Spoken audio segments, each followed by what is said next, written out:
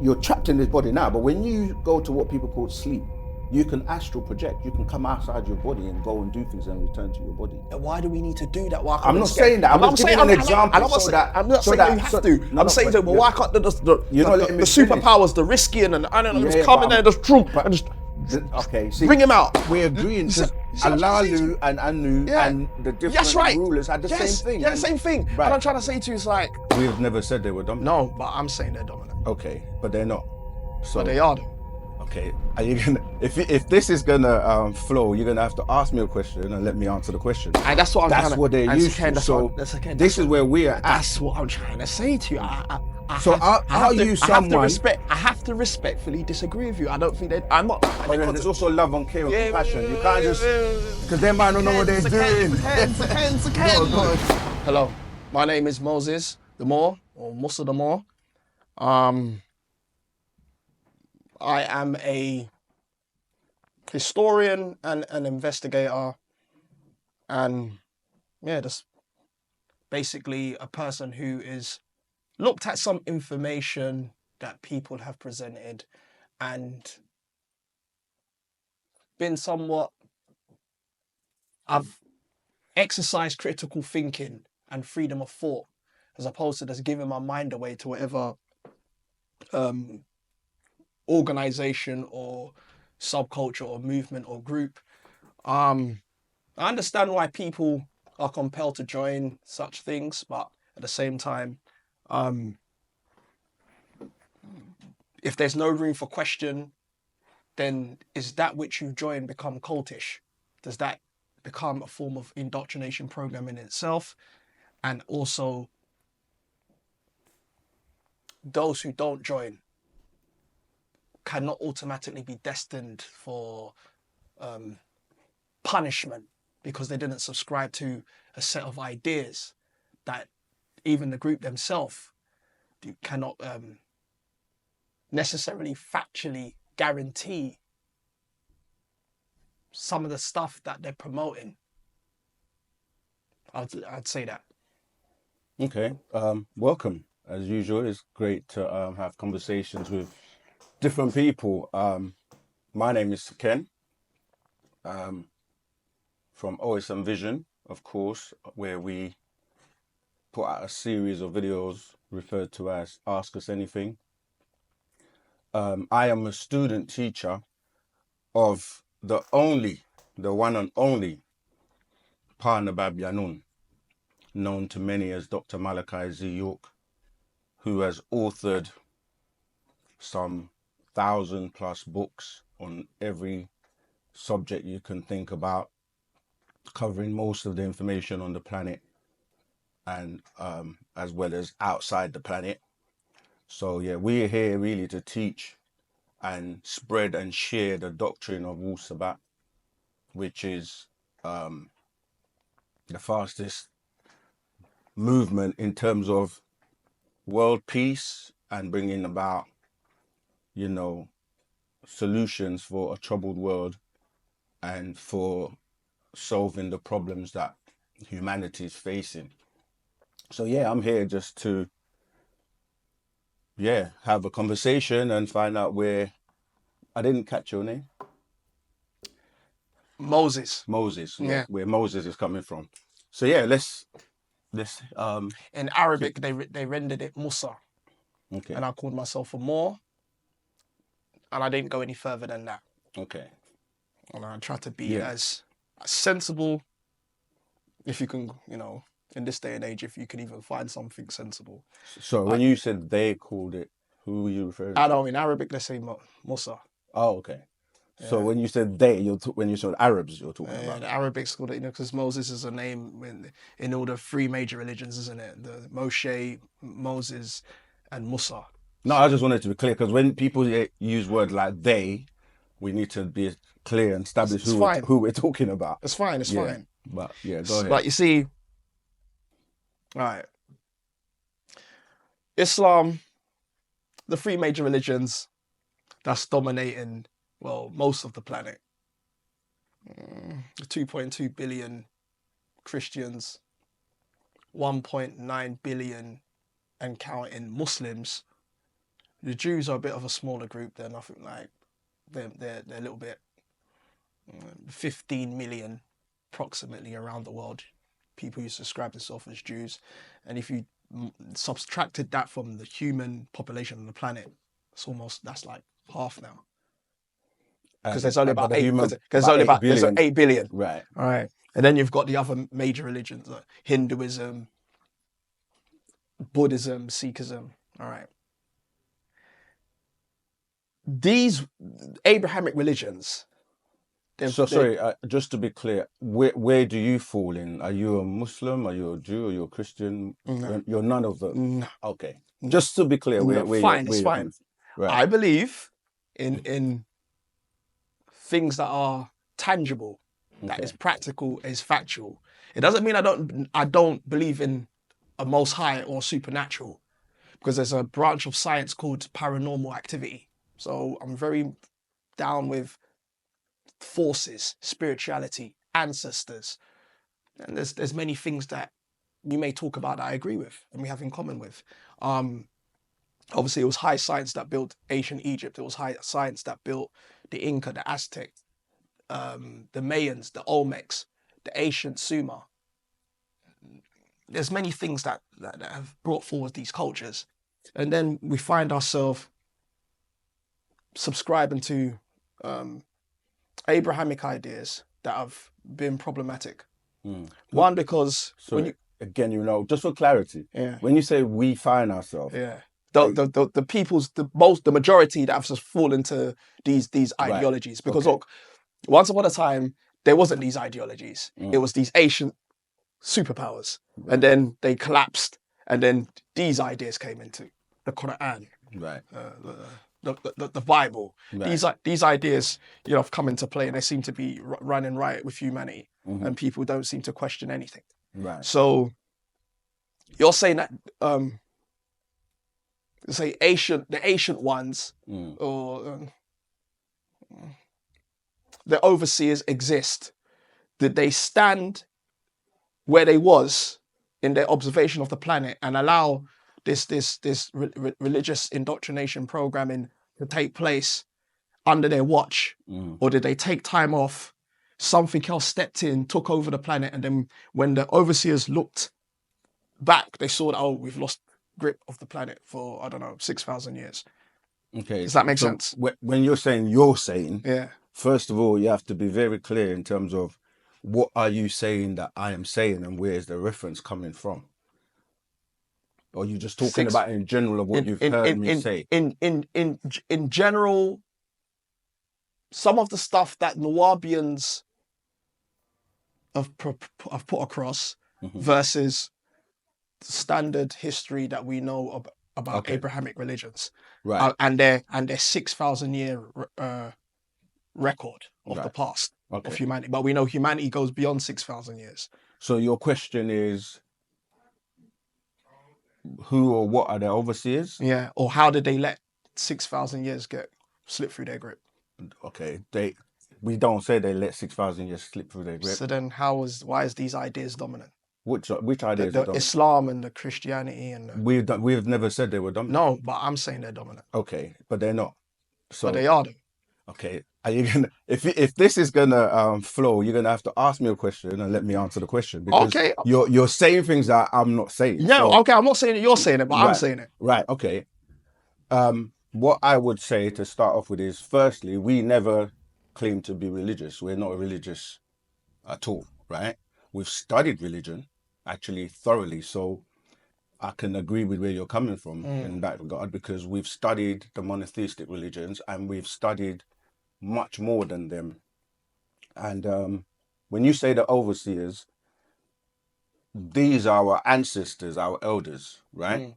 So as ancient as you want to go back, you're going to end up in Africa, and whether you're dealing with the Sumerians or, as you said, most of the ancient cultures. So it is no longer refutable or even a question of doubt that the Africans were here first, and they seeded life on this planet by way of DNA and epigenetics.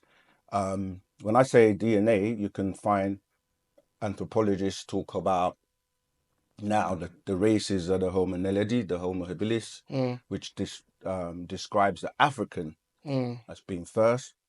Then you have the Denisovan and the Homo florensis, which would be the Asian stock.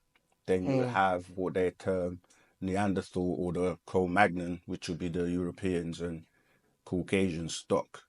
Of course, there have been many mixtures between those three root races to produce hybrids of, you know, Caucasian and African or Mongoloid and Caucasian and the various mixes. And of course, when you start to go back and research the oldest people, and you mentioned the pyramids in Egypt just now, there are many writings on the walls, many things that have been uncovered, and there's a connection with Egypt to the Orion star constellation, which is why it's a replica really of their home. That's why they made sure that they aligned it. And as you can tell from most of the scholars that have tried to figure out how they were built, you know, what's the connection with Orion, etc., they would tell you that they still don't have answers. The mathematics is very supreme. Until this day, they're still trying to figure out many things to do with Egypt. So when we're saying the overseers, that's who we're referring to, our ancestors who were here.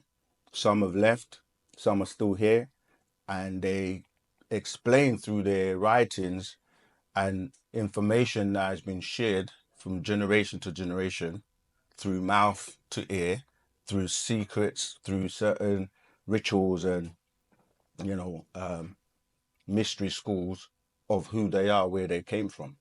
So that's who we're talking to. We're talking about when we're saying the overseers. And it's not that it was overlooked. It's like time in terms of, if you look at cycles of, again, we are anthropologists in the sense, ontologists in the sense that we've recorded many things for many thousands of years.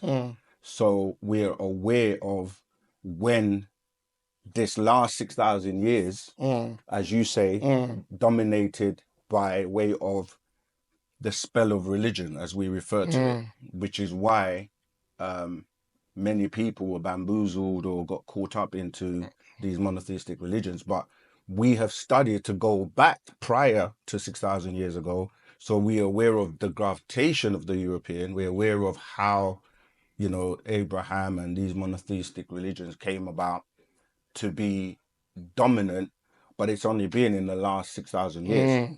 Now, when you compare that to, do you know what I mean, millions of years or even further than that, to billions of years, it's a really tiny part in terms of time and history. And we're aware that, as I said, being ontologists, that we knew the time was going to come, which the new, what we call sun cycle, or the new age was going to come in, right? Which is referred to as the golden cycle or the gold cycle, as opposed to the silver cycle, referring to the moon cycle. And that started fully came in the year 2000. Okay. So that's what we're talking about. You see the spell. The spell seems to be, I could say that the spell is somewhat selective, because it seems to affect some people more than others, or some racial groups more than others. Why is that? Why is had the spell took root over some people? Because, and in order to kind of like just clarify the question I'm asking is that is the Hindu and his history, religious records and so forth, he hasn't been interrupted. So from his past to his present, he didn't lose something where he can. Oh, there are many Hindus that are Christians. Yeah, there is, but I'm not talking about the ones, the few that got sidetracked. I'm talking about the majority. Okay. Yeah, because they're still very much a majority. Christianity is the biggest, and then Islam is the second. I think Hindu is the third biggest dominant religion. But I'm just saying they had a history that they didn't let slip through their fingers. And then the Chinese, they didn't let. There's a history that they have, but it didn't slip through their fingers. You have to clarify what you mean by slip through their fingers, because They there's didn't get cut off not from every, not their past. right, but not every African's got cut off. There are people in Africa, many tribes have never been exposed to Western ideologies or religions and stuff till this day. So They're not in no position of power though. it depends what you call position of power too. Position of power, like they can make laws, they can make legislation. Okay, They have the access to their own resources. They're significant as far as their voice is. But that's what I'm saying. That when you say make laws, there's a big distinction between laws and natural law, man-made law, and rules. Okay. But I don't want to interrupt your question, because you were basically trying to say that the Hindus have somewhat not been influenced as much or tarnished. Well, they was able to resist, or they was able to protect, or they was able to, in a way that the African didn't, or the black man and black woman didn't. Right. See, with Wu-Sabat, we every term, every word we use, we have to be very clear on what we mean, right? Because there was a concentrated effort on us by the people who used religion as a tool to basically, like, as I keep saying, like, bamboozle us. And not every African was caught up in that.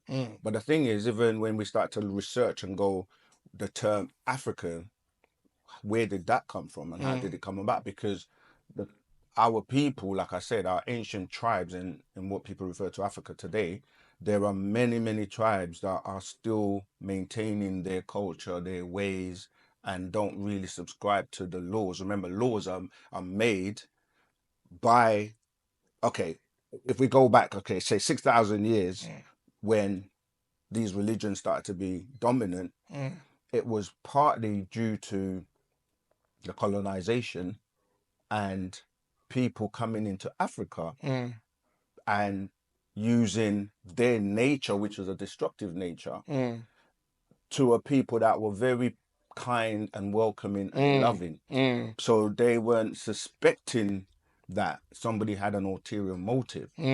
And so it wasn't like it was overnight. There were many wars that took place, and you go and look at the history of the Igbos and the Ghanaians. They fought. They didn't just give in. So I'm with you. Colonization took a long time, and it was through many European ships coming in with weapons, and because remember, if you're was and I want to be fair, I want still, because I understand that there was back and forth. It wasn't a straight domination. Right. And there was mistakes, there was errors made, so on and so forth. Okay, we're all human. Right. In that sense. Even in Egypt, with Khufu opening the immigration laws and so, right. But go ahead. With you just saying that, and with Khufu, etc., has the African, and I use that word very loosely, but for lack of a better word, the African, has he been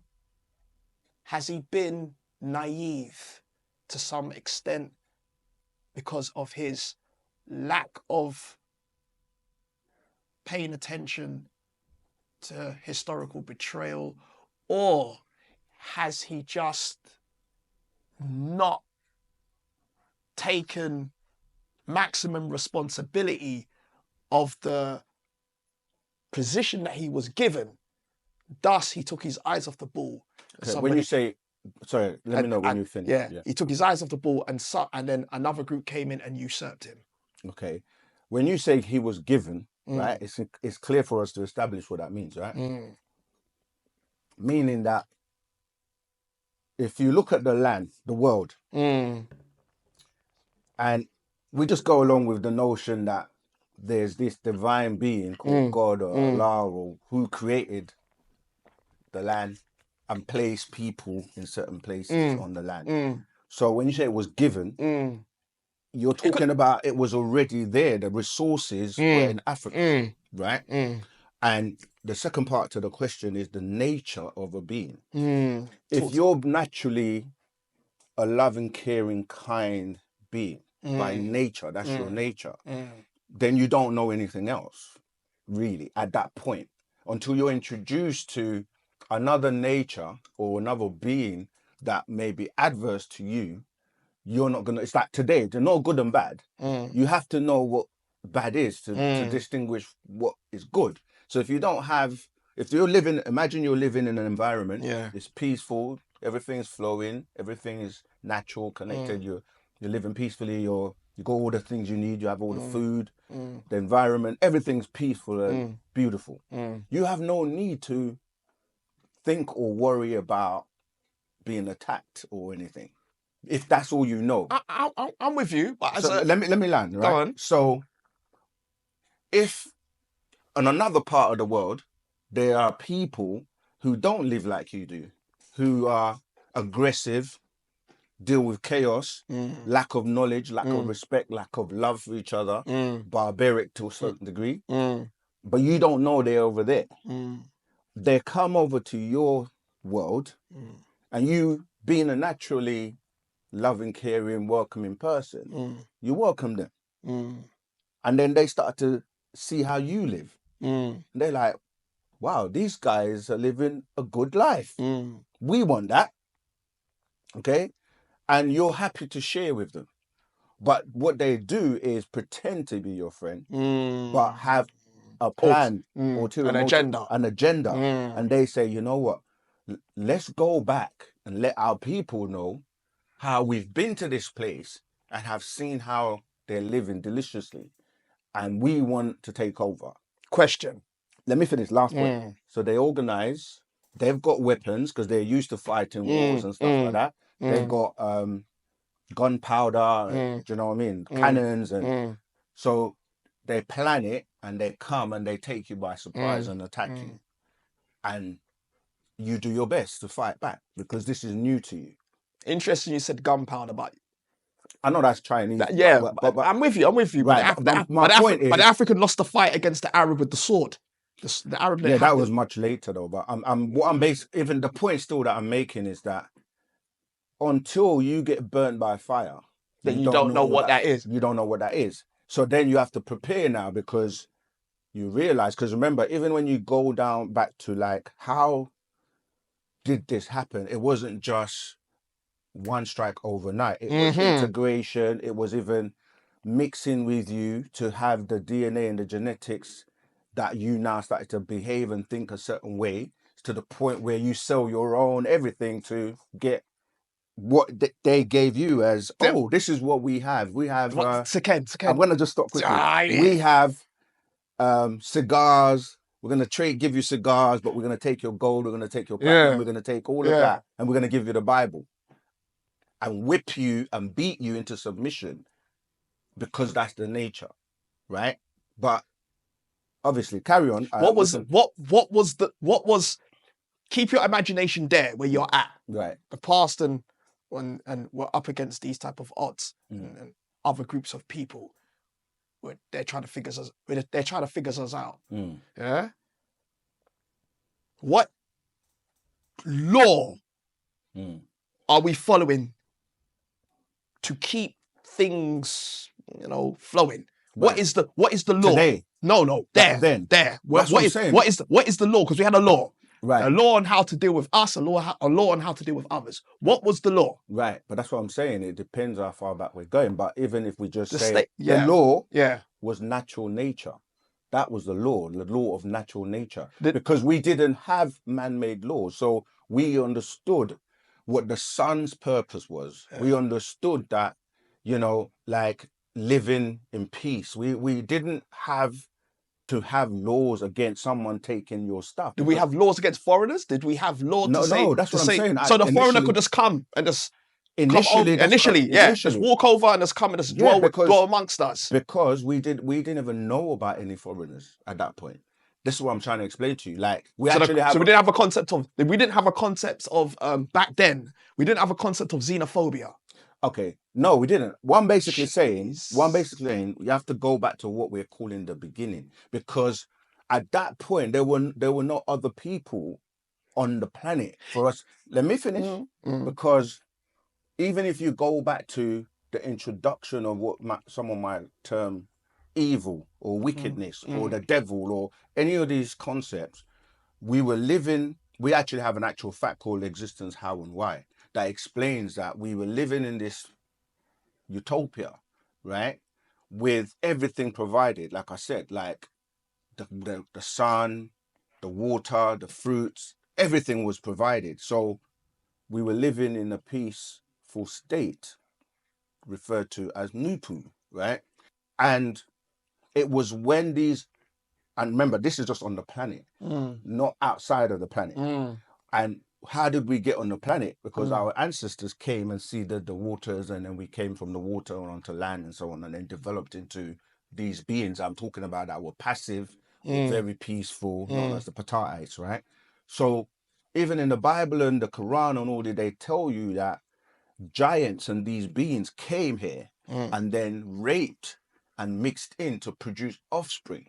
And this is the first time where, if you to go back to the beings that evolved from these wicked beings, it will tell you that God created this being and he grieved him when he created them to see that they were wicked, weak and wicked. That's what he said. So when they came down here, mixed in with those natural Pataites who were very passive, didn't really know about murder and aggression and all of that, it was through that there was a different zone created called Zupu, right?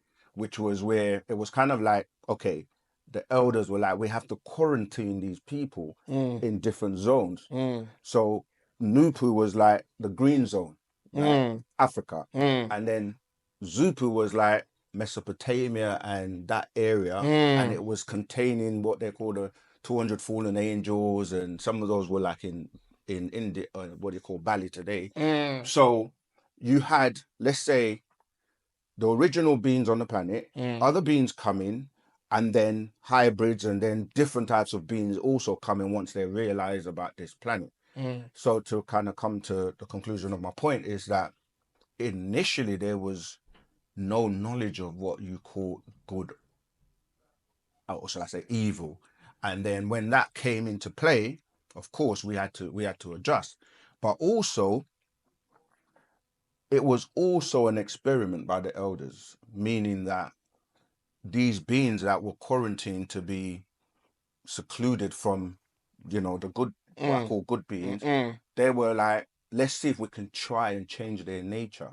Let's give them some time, teach them so that they can learn our peaceful ways. And over that 6,000 year period, which to us seems like a long time, but on the grand and bigger scale of things, it's actually a small period of time, to monitor and teach them how to be civilized. This is where the whole concept of the civilization, even though they try and claim they're civilized, we were the ones that were trying to civilize them, teach them how to bathe, how to clean, how to be clean, how to not eat flesh and dealing with things like bestiality, all these things that were foreign to us. But obviously with the integration, we started to mix, and that's where the chaos literally started from. So from that point going forward, for the last 6,000 years, we've been, and when I said it was an experiment, it was because after that experiment, it was to see whether they were going to be able to be reformed. And Did the experiment go bad? yes, very badly. So we lost the experiment that we were implementing didn't go according to plan. Because that's what, with an experiment, you don't know the outcome. We don't know the outcome. Right. We don't know the outcome. But I'm feeling it's a lot like a Frankenstein story. And we created a monster that we didn't know how much of a monster it was. And then the monster turned on its maker. We grabbed him. Yeah. We've lost control of this being. And now it runs rampant around the world. And but we also, as I said, there was a time allotted for this experiment and to allow the process to complete. And then in good time, they will be removed. And that's what the 6,000 years elapsing is happening now. This is why people are coming away back from the amnesia of the spell, because the spell was to make you forget who you were, to make you follow and be subjugated, to make you think you're inferior to these beings, etc., etc., etc. And unfortunately, it wasn't just done by, oh, we are superior to you. It was done, okay, you're peaceful people. If you don't follow or do as we say, we're gonna castrate you, hang you, the whole slavery was Mm. was horrendous in terms of what they did.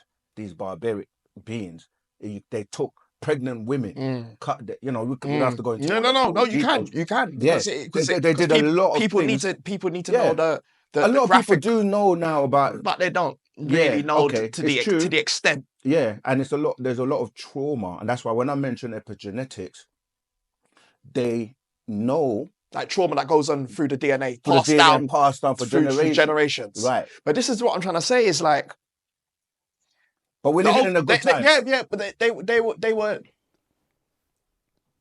We was advanced. Civilizations back then was advanced and technologically advanced. Obviously, but when you do an experiment, you don't know the outcome, which is true. But at some point when we lost control of a situation, innit? Malfunction, setback, we should have had a contingency plan. We should have had. We did. Forward thinking. The contingency was our elders who have advanced and moved on, gone back to other like constellations and things. They kept sending guidance. They kept sending people to try and remind you, bring you back to the path of who you really are. But by that time, it was so rampant in terms of, the infiltration around the world now. It wasn't just Africa now. It was like, oh, we'll go to this other place and we'll do the same to them. We'll go to there, we'll do the same. And like now, we're sitting there speaking English. That's correct. That's true. And English is predominantly spoken around the world. By that alone, you're thinking in English. You're not even using your own mind, your own tones, your own vibrations and frequency. So that shows you the level of the extent to which these colonizers and these very weak and wicked people went to try and dominate and control the world. And of course, we've always been who we are, but a lot of us, as you say, through the generations, forgot. Yeah. We're so caring and loving and peaceful to the point, because you have to remember the overseers are so advanced that, like the Riskians who live on a planet called Risk, that they would rather you attack them than defend themselves, because they have elevated to the point where they know that this physical skin suit is not as important as the contents of the container, and they can re-inherit a body or materialize or dematerialize. This is how far advanced they are.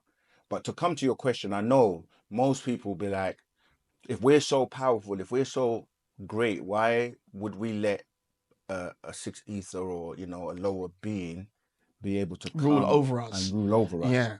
And where is the measures in, like, even today whenever you're building something, construction, architecture, or whether you're experimenting, medicine, trying to find cures and treatments, etc., etc. Should there be an outbreak? Should there be a malfunction, miscalculation? One, there's going to be a penalty. Two, there's going to be a contingency plan. There's going to be measures. There's going to be measures put in place to what we understand. To what I understand, I can only speak for myself. But what I understand to my knowledge and my reality, this is how scientific related subjects and matters work. And back then, they were also very sophisticated scientists. But I'm trying to say that they it doesn't seem that they've. But that's what I'm saying. When we say back then, let's be clear. Like, if we're talking about the last 6,000 years, that's when all this chaos and this nonsense came about. But as I said, we go back millions of years. So the 6,000 years is where this has taken place, and I agree with you, because a scientist has, as you say, a hypothesis, and they go about to prove or disprove something, and they have measures in place. Even project management, you have mitigating circumstances and things that will deal with.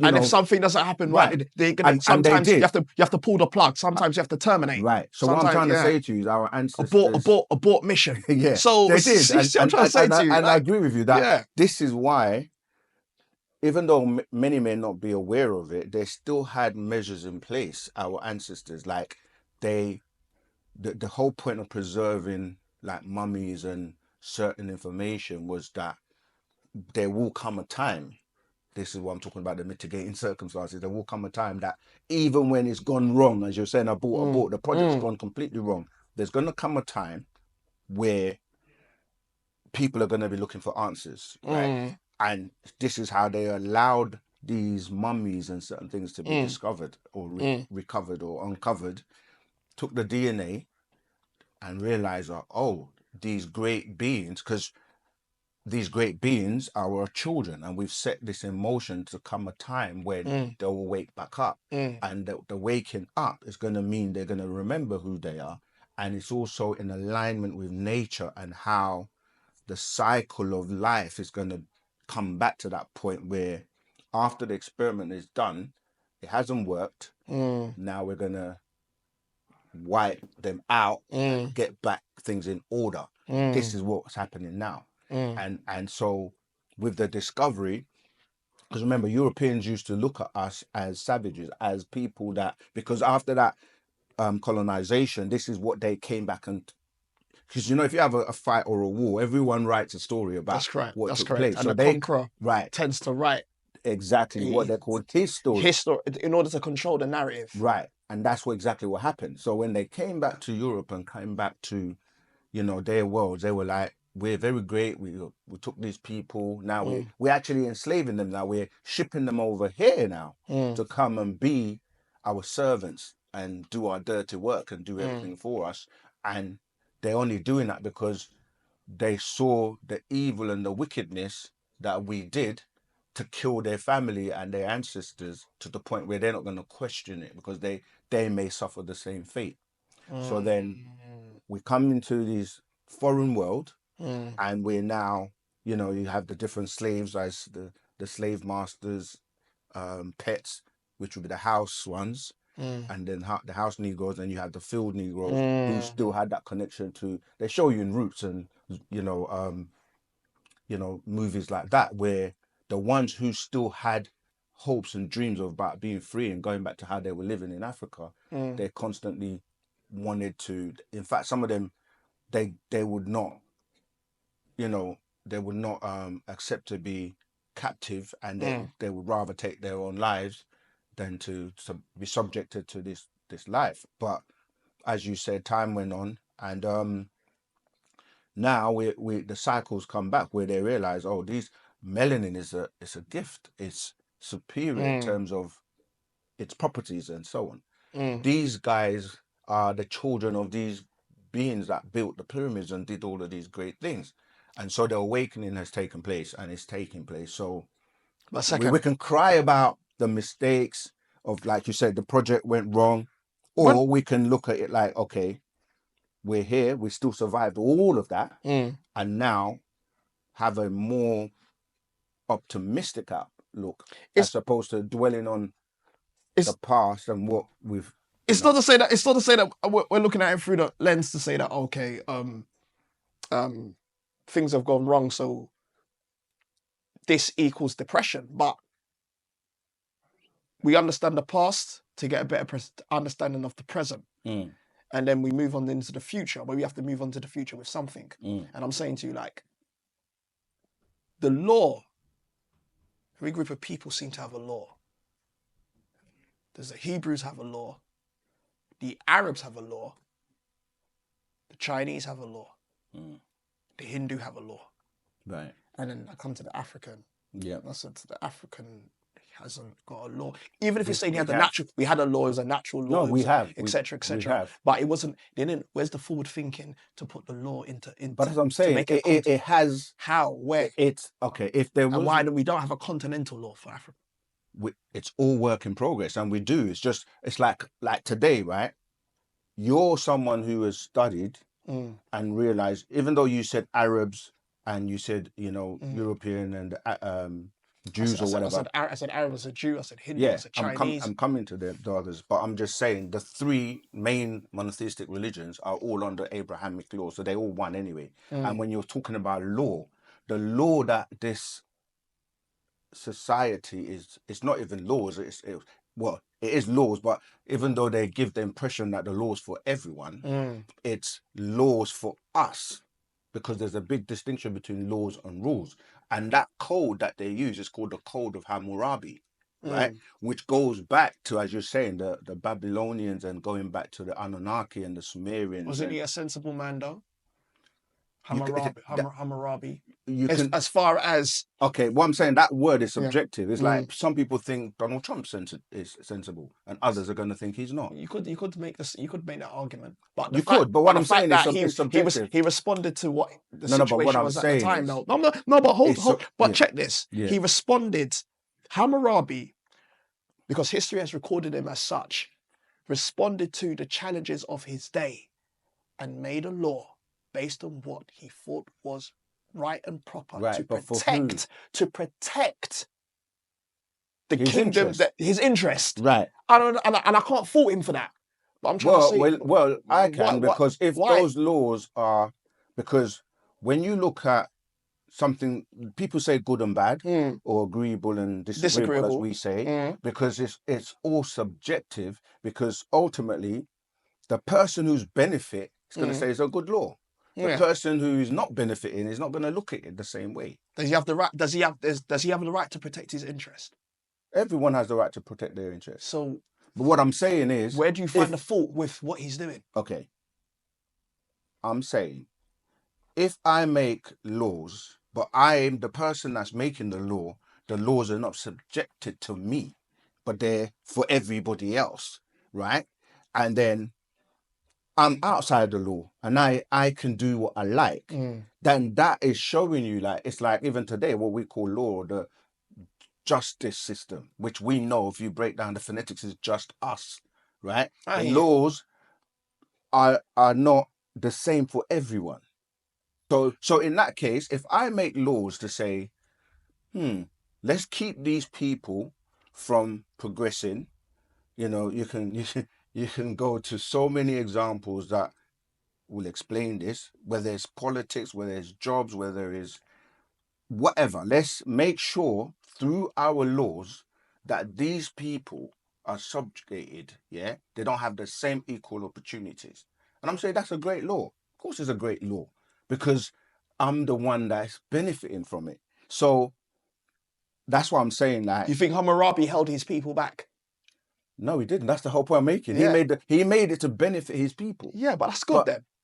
Good for them. Yeah. But it's not good for us. It's just like the laws of slavery. We should have had our own equivalent of Hammurabi. Yeah, but that's what I'm trying to say to you. I'm trying to say we did and we do. But if someone, but he wrote it down. That's what I'm trying to say to you.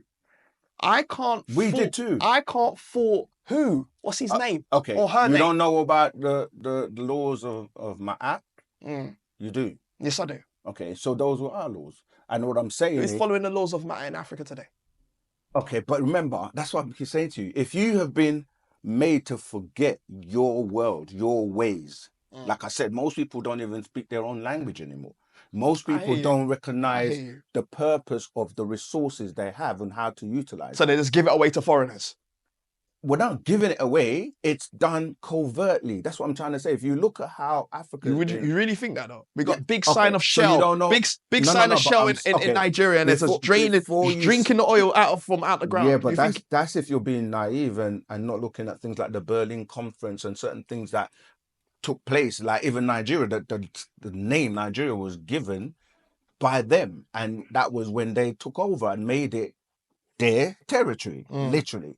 So you might be somebody that, as a young person being born today, and you just automatically are told you're Nigerian and this is how it goes. And you see Shell and everyone already there, and you don't know the history of how that happened. So today, though, many people are waking up. You see what's happening in Burkina Faso. You see where even Mugabe and certain African leaders, even going back to Nkrumah, they're now able to go, oh, we've been hoodwinked. And now we want to take back our ways of life, give back the Bibles, give back the Qurans, give back the Talmud, give them back all their stuff. Let's go back to our ancestors. Let's go back to the way we live. And now people are proud to be African. But at a point, you had people that didn't want to recognize their 9 ether woolly hair. They had to straighten it, and talking about the James Brown errors and this so I'm what saying you're that, saying is very true. right. And so I don't want to be. So what I'm saying is to answer the question about laws and rules. Our rules were based on natural nature. We were in harmony with nature. We understood and knew that we didn't kill animals. We didn't do all of these barbaric things. We didn't do as characters like Hammurabi and be forward thinking, take the initiative and make laws to protect our interest. And we still suffer. But we didn't. All right, before the immigration laws that were laxed by people like Khufu who so why didn't we challenge? And why didn't we challenge him? He wasn't just, but it wouldn't have just been, remember, it wouldn't have just been a Khufu day, It would have been, the Libyans was there. That's the same the Libyans was there, the Sudanese were underneath, the Ethiopians was there. Why didn't, like you see, but they were all working together. Yeah, no, what I would say, like African leadership back then, in that era. Work with me here. I'm hearing you, and I'm saying, we're in this era, and we got a Khufu, and he goes, you know what? I'm gonna relax the thing, I'm gonna let some people in. There's other people that are there. Khufu's not alone, Yeah, I hear there's other people. Work with me here. Yeah. So there's other people. Wait with me. Right. So there's other people there. The king of Libya's over there. The king of Nubia's over there. The king of Ethiopia's over there. And we're in our respective places, and we look at it and say, yeah, he's gonna relax the door. So why did the king of another kingdom? If we couldn't see it in Egypt, the king in Nubia, the king of Ethiopia, or the queen, because I don't want to just favor male leadership, because there was female leadership too. Why did they come over and say, yo, Khufu? Because see that thing you're about to do, like, that's gonna hurt us, it doesn't go that way. That's what do you mean? What do you mean? I'm gonna explain to you. It's still happening till today. Yeah. You got Africa. Yeah. Many leaders, different countries, right? And although they all recognize, or many of them recognize, the history of the Europeans and the colonizers coming in and doing what they did, today you have leaders that are installed in different parts of Africa. Yeah. And they go to them on a one-to-one and say, you give us all the oil, we'll give you and your family and make sure you're good. It's called corruption, right? Yeah. They'll buy out that leader. Yeah. And they've done it now to the point where they've bought most of the leaders in Africa. This is what was happening with the situation with Khufu, where a man went to him and he wasn't making it known, this is my plan. So other people could say, oh, you can't do that. Today is going on where you have, as I said, how do you know he wasn't making it? Because before he did that, right? Do you know about the 25th dynasty? Yes. The Nubians came in and they So Ken Taure and Pianki and Tahaka. They fought Tahaka. They drove them back out. They didn't just allow people to just come in. I like that. But wait, hold on to that. But let me finish. No, but hold on to that though. Yeah. So what I'm saying is there were other people. They took like drastic measures. Yeah, it was an emergency. But remember, the Mahdi of Sudan did the same thing. There are many times where we can look in history. But hold on to that. Hold on to that era there. Yeah. The 25th dynasty, because it's very important. Right.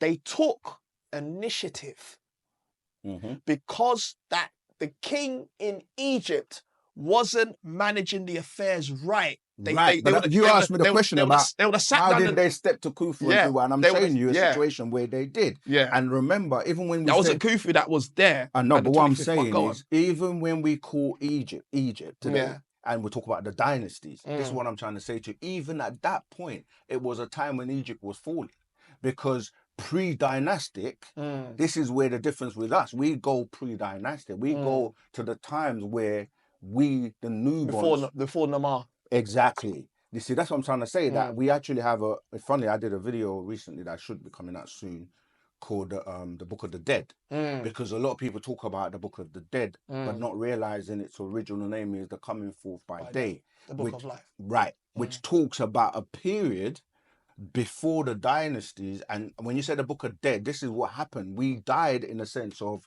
psychologically, right? Because we were now in what called the moon cycle. And then it was easy for them to take over, but it was also a divine plan, even though most may not see it that way, because the 6,000 years was an allotted time for this experiment. It's like if you're going to do an experiment's going to take time. You can't just go, okay, we're going to test this, and from that, we're going to try this, we're going to try that, and then over a period of time, we will get to a point where we're successful, or we're going to abort mission, as you said, right? And let's say that experiment's going to take, even when it was COVID recently, Yes. there was a time, a race to like try and find vaccines or whatever to deal with this situation, and who's going to be first. It still took time. And you also know, just like with anything, there is agreeable and disagreeable scientists. There's we don't always have to align up with the same research. But my point is that an experiment takes time, and that time was 6,000 years. And it's during the 6,000 years, this last 6,000 years of the moon cycle, that we've been as docile or dumbed down or in that amnesia, forgetting who we are, and they've taken advantage. And at the end of the 6,000 years, we're like, okay, we're going back to who we are. We're waking back up. We're not taking it. But still, there are people who are still not on the same level because they've bought into, and they're now so like, we can't get out of this. It's been happening for this. All right. Stay with me. They bought into. Yeah. And this is what I'm trying to say. This is what I'm trying to say to you. Hold. Stay there. Stay there. Sure. They've bought into. Let's say that cast our mind to that time. Me and you are there. Yeah. Let's say you're Charles Xavier and I'm Magneto. And we're discussing this matter. Wait. Because like, we can reverse the role. Right. What I'm trying to say to you, hear what I'm saying to you, Yeah. There's a science going on in it, and we're trying to. The 6,000 years is a lot of time. Yada yada yada yada yada. Cool. We got the information. We're testing. With this. With that. Da. And somewhere down the line through the experimenting, I turn to you and say, you know what? I've been thinking. Yeah. You see this experiment thing? Yeah. I ain't feeling it no more. Yeah. I want to abort. Yeah. And you're like, no, you need an allotted time. You can't know the future, etc., etc. I'm like, yeah, but like you said, there's agreeable and disagreeable. And I dismiss you, and I say, nah, I don't want to continue this. I used to have the feeling before and the excitement and optimism before, but now my views have changed. I don't want to deal with it no more. Yeah. And you know what? The more and more I'm thinking about it, I ain't trying to continue this thing. I hear you. And I want to take the initiative. We get into a back and forth, and I say, you know what? I want to take the initiative and just terminate, pull the plug. Yeah. They're like, nah, you can't do that because of rare. Because there's a law. You might say, the law says you got to do the allotted time. I'm like, nah. I don't think the law does say. I think I want to use the law to counter what you're saying. But it depends who's speaking, because if you're in charge of the project and you're the project manager and you disagree with one of your people saying taking the position you're taking, I want to abort, I want to do this. It's going to be like, well, you're not in charge. I'm in charge of the project, and I've been given my instructions to see the project through, because if we quit too early, we don't know, because sometimes people quit just before they make breakthroughs. So this is where it goes. Very well said. Goes to the point of who is in charge. Who's in charge? Because like today, right? Donald Trump is in charge of the American government right now. And no matter whether people hate him or love him, he has the final say in terms of what he's doing. And he has a final say. And people are saying, no, we want to abort. Sanctions is not the right, tariffs is not the right way. Immigration and sending people is not the right way. Elon Musk doesn't have any experience or knowledge of being a politician or this. That's right. We can go on and on of the people that he's put in place, but he has his trajectory of what he wants to achieve. 4 years time. He's got time. That's the experiment, let's say, 4 years in term. His second term in office. And he's putting all these things in place. And people are looking and going, no, abort mission. But he's sticking to it because he's in charge. And he might get another 4 after this one. Because he can change the not necessarily just that there's a not even a glitch in the law, but he's the second president that he's had presidency and then he lost it and then he got it back. So the law says there's a technicality there. You have to have it back. You have to have 2 terms back to back, and he hasn't had that yet. Right. He's had a term, and then he lost it, and then he had But another the term. point still means there's going to It's be there's a allotted allocated time. I'm trying to. and what you're only going to know the outcomes of policies that are being implemented after they've been implemented and people see the outcome or the result. But sometimes there's people or groups that go rogue. Yeah, of course. Yeah, It's happening now. It's happening now, but not. And people did go rogue even back then. And even back then, not because one intentionally wants to undermine the leader's authority. But that's what you are doing, because but that's what who puts the leaders in the position in the first place? Sometimes the leaders they can dictators, yeah, or is it democracy? We can call it democracy. We can call it dictators. But sometimes the leader might not make, because there's the facts and there's this interpretation of facts, and then there's That's confusing. Facts are facts. No. No, but I'm saying if you interpret your own way, then that means you're saying I'm ignoring the facts. No, if the fact is a fact. Whenever you got recorded research, is what they call. Yeah, but we can bend recorded research. Yeah, but no, what I'm trying to say, even okay, we got statistics. Yeah, and you can bend the stats to fit what you want. Yes, you can. But if I got the same, if we got the same memo, I got the statistics, you got the statistics, but it's the same because they send it the same to. Let's say you got 12. But that's countering what you're saying, that people can still have a hand in. No, but it's also to do with nature, innit? Look, there's 12 scientists in it. 6 are agreeable, 6 are disagreeable. We got statistics. It's the same statistics. We got the same memo. Okay, but the way the agreeable scientists will look at the statistics and arrive at a conclusion, as disagreeable scientists might look at the same statistics. Yeah, but the point still remains that even though you're saying, if I take the analogy that you try to put forward, that even though there's a term at the moment, whether there's going to be an extension or not, we know there's a 4-year term right now, and he's in charge, right? Yeah. There are people who tried to take him out even before he got sworn in, right? Yeah. Because they're gone rogue. They're saying we cannot allow this guy, supposedly, to be the one to do this thing for 4 years. And I'm saying, I know see, with Wu-Sabat, to bring it back, because we can talk about the past, we don't really get into politics and all that. We just want to look at solutions, look at like what you're saying, okay, that happened then. What are we doing now, today? Like, because the past, you cannot allow the past to define your future. So you have to say, okay, whether it was mistakes or we were bamboozled or whatever it was, we've gone through that. We're where we are now. And many people are waking up and knowing that. And equally, there are many people who are still not awake. So then you have two sides. Let's call the ones that are waking up or are awake the conscious. Yeah, that's where everyone's into consciousness right now, because it's about, okay, none of the things we took on in this 6,000 years have worked for us. We were the most devoted religious people. Christians, Muslims, Jews, till this day, we are more religious than anybody else out there. When you go on the street, you don't see, as you said, you don't see Hindus and Chinese and people like that with tannoy shouting out, you need Jesus, you need to be saved and all that. You see us.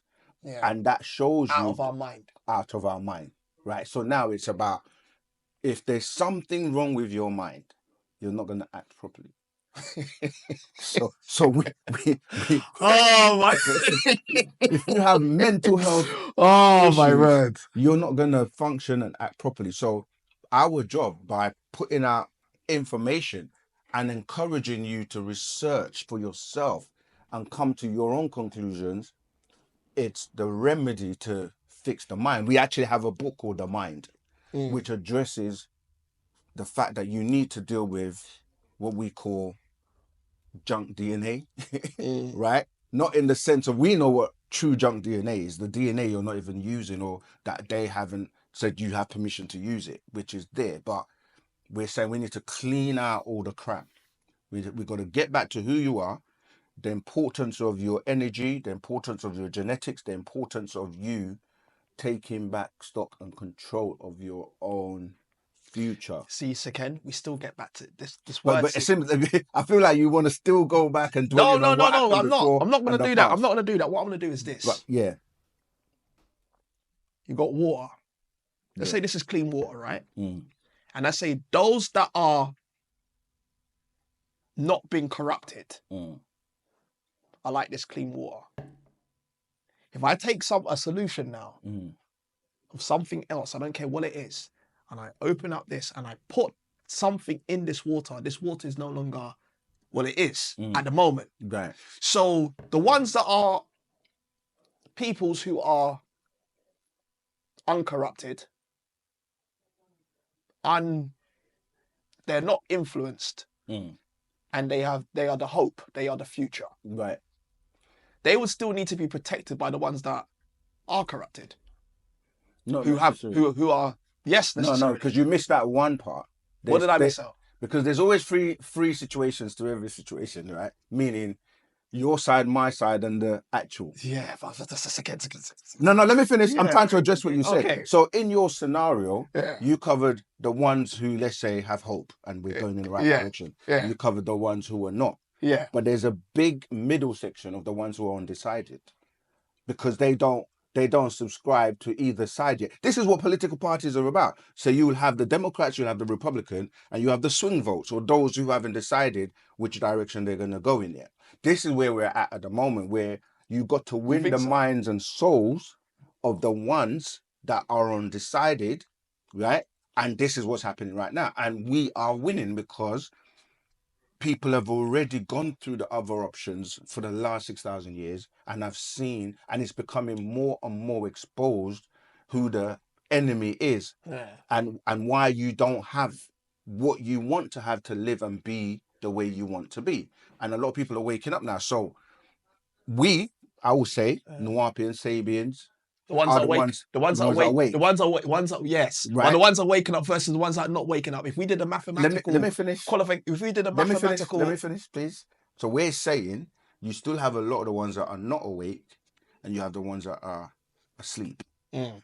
So now it's a thing where who's gonna get the most of the people that are not awake, Mm. and that's what we're doing. We're saying when you are presented with Wu-Sabat, and we show you the teachings and ask you to not believe us, to do your own research, to read, to study, to come to your own conclusion and see whether or not if what we're saying makes sense to you, then come and join us. Okay. And if it doesn't make sense to you, you can choose to stay asleep or stay undecided. Either way, we're just going to keep moving forward with those who are. And when I say, I'm not just talking about black people. Yeah, and it's fine. Yes, I'm talking about humanity. Yeah, humanity. Because when it comes to the conscious shift and it's not just black. It's not just black. It can be anyone. Exactly. It can be black, white, yellow, pink. That's right. Yeah, that's because people on the planet now, it's not as easy, clean cut as you were saying before, where you had the Chinese, the Hindus, and that. No. What you have now is alliances, and you have a global, globalists, who are now only looking after and about themselves. Doesn't matter whether you're black, white, yellow, and people are facing because you have the same. Yeah, because people form tribes, isn't it? Exactly. Tribes and priesthoods. But what I'm trying to say to you is like, I would like to be optimistic, but I don't want to go against evidence and facts or. But that's what I'm saying. So if you say that, cetera. then you're with us. Yeah, that's what we want. We want you to have evidence. What I'm trying to say is that then Nuwaubians or Wu-Sabat, places like this would be flooded with people. On the packs, because those people have said no to the Scientology. They said no to the Islam. They've said no to the Christianity. They said no to the Judaism. Yeah. And I'm trying to say to you, I don't see that mass populace. Okay, let me address that. At all these places that did you ever visit our land, Tamaray? No. Okay, so because you didn't see that, you may not have this view, right? Yeah, but how long ago was that? No, let me. I'm going to address it, because what I'm basically saying to you is that the majority is not always right, and the majority never remains the majority forever. That's why I was telling you about it's the David and Goliath thing, right? So this big beast and this system that has been in power and controlling for say 6,000 years, it looks like it's never gonna fall. It looks like it's so powerful, it's controlling and doing everything, but this tiny thing, let's say, which is David, and that's Goliath. But when you look at history and look at empires, they've come and gone. The biggest empires have fallen, and it's happening now. You just have to look at the stats. Look at what you're calling the world power right now in terms of the debt, the society, the people are waking up and like I said, all types of people are waking up and they're not having it anymore. No. So Nuwaubians, if you ever came to Tamaray, Egypt of the West, our land, where we organized, came together and put what we teach into practice. We had over 476 acres of land with more to increase. And you had all the biggest star celebrities and people that were buying land around the area. And what happened is they saw this great leader, this great, well, not even a leader, but we just use that term as someone who Malachi Zediot. Right. Now you look at everyone else that has come before him, whether it's your Malcolm X, Martin Luther King, Noble Drew Ali, Yahweh Ben Yahweh, we can go on and on and on the list. Noble Drew Ali. I think I mentioned him, but Marcus Garvey, we can go on and on, right? Who have attempted to do what he managed to achieve, which was touch people all over the world, all races, and build a community based on us going back to our culture and our way of life and having a connection with our ancestors. And they looked over and were like, it's working. We can't have that. We can't have that because remember, the formula's always been for the last 6,000 years. If you go back and look at all the treaties and the agreements with the African countries and how they take all the resources and, France, I mentioned the Berlin Conference. You look at all the strategies, divide and conquer, basically sanctions, loans, and then you can't pay and it's set up in a way that you're never going to be able to pay the debt so they can continuously control you. Right. A lot of that is changing because people have woken up. And I'm saying to you, Wu-Sabat is, I said it at the beginning in my introduction, is one of the fastest movements for world peace and for truth and for all the things of quality that people want now. People want to know the truth. They don't want to be lied to anymore. They don't want religion because religion is divisive. Yeah, it's about we belong to a club and we think we're better than everyone else. And if you don't do and follow our book and say as we say, then you're a heathen, an infidel, you're all these names. And people that just want to live in a world of peace, get along, have food to eat, a roof over their head, and just live in harmony.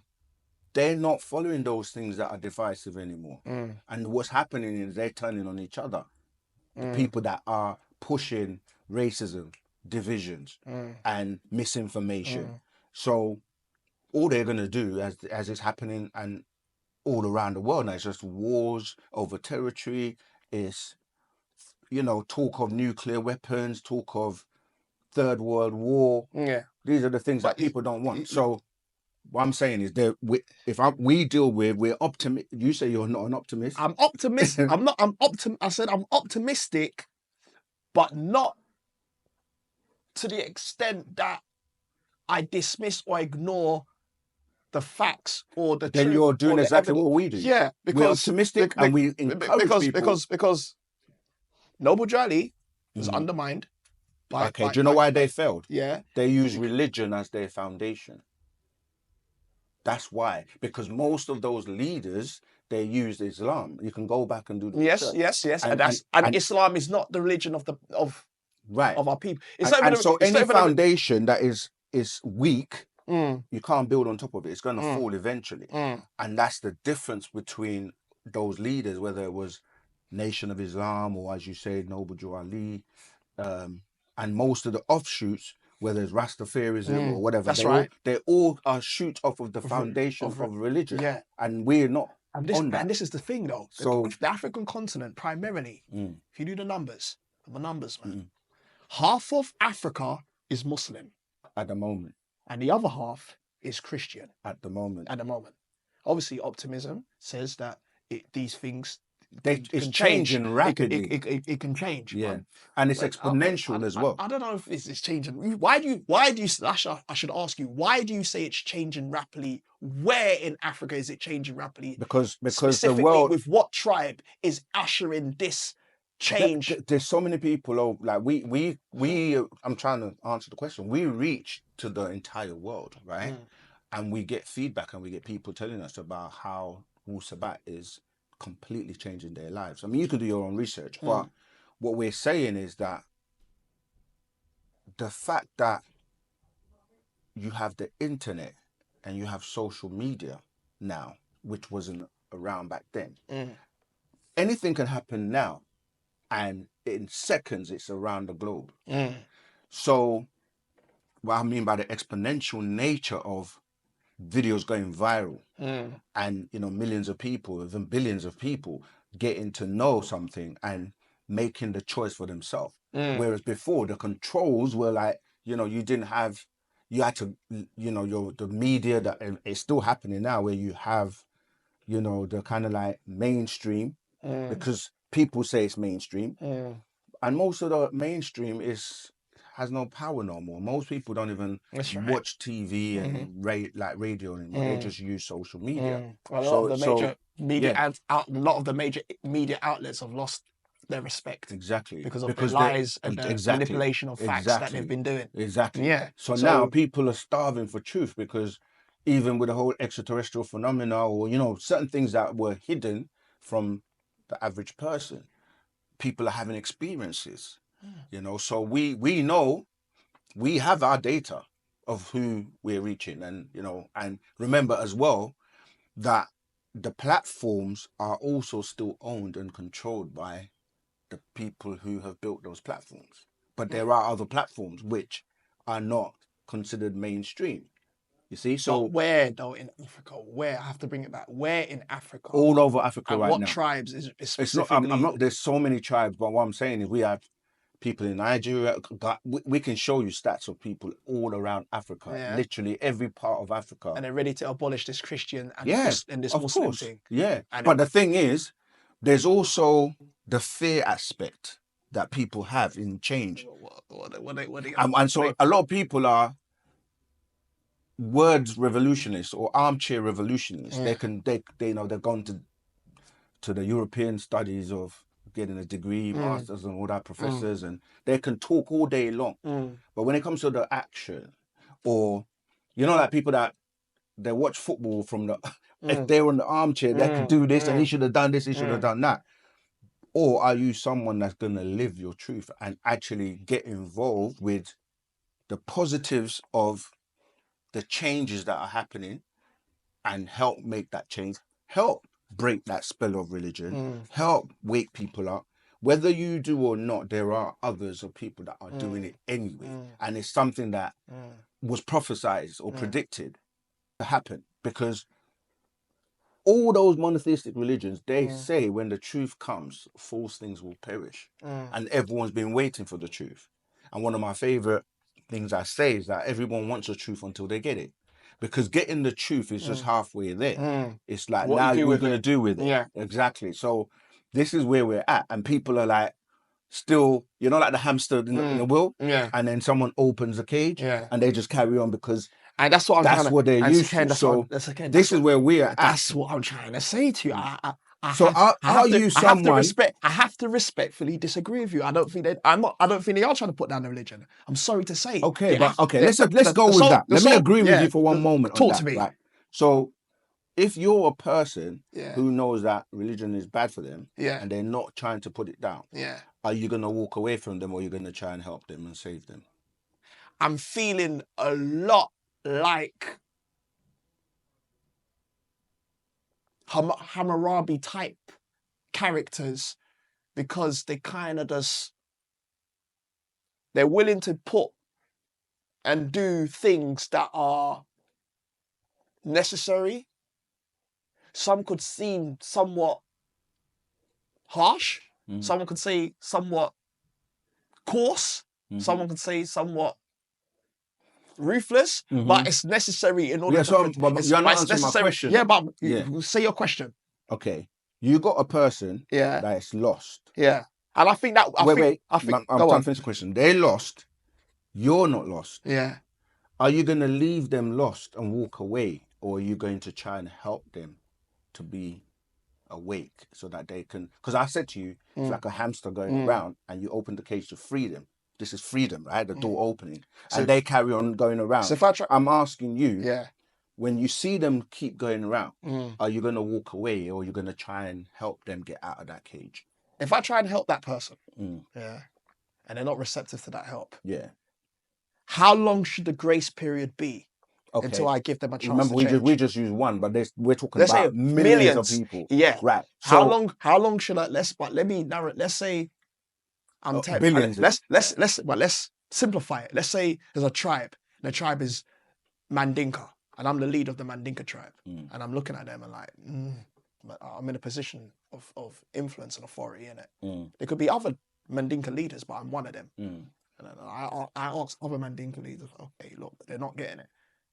I've offered them a chance to get out of that mental prison. Yeah. And then they're not receptive. Right. So what are you going to how long should the grace period be before what? I would be before I pull the plug, because But would you call pulling the plug in that situation? That's 100% without a shadow of a doubt. I'm saying, what will you do to the people that when you say pulling the plug, you're talking about you're going to execute them, get rid of them, what? Round them up. Yeah. Quarantine them. Yeah. I mean, and then you will have no tribe. No. We're gonna keep them in a quarantine. Obviously, there's gonna be Right. some. There's gonna be So some. how- There's but gonna be that's not some. Hold freeing on. them, though. That's not freeing That's them. not freeing them. But what are we gonna do with This is them? what I'm trying to say to you. Yeah. There's gonna be some that's gonna come. And there's some that's gonna stay in the position they're in, and this is where it comes to taking. Well, hold on. Let me answer. Okay. Because sorry, go on. I want to be sensible, and I want to be practical, and I want to be as honest and authentic as I possibly can. Right. Mm-hmm.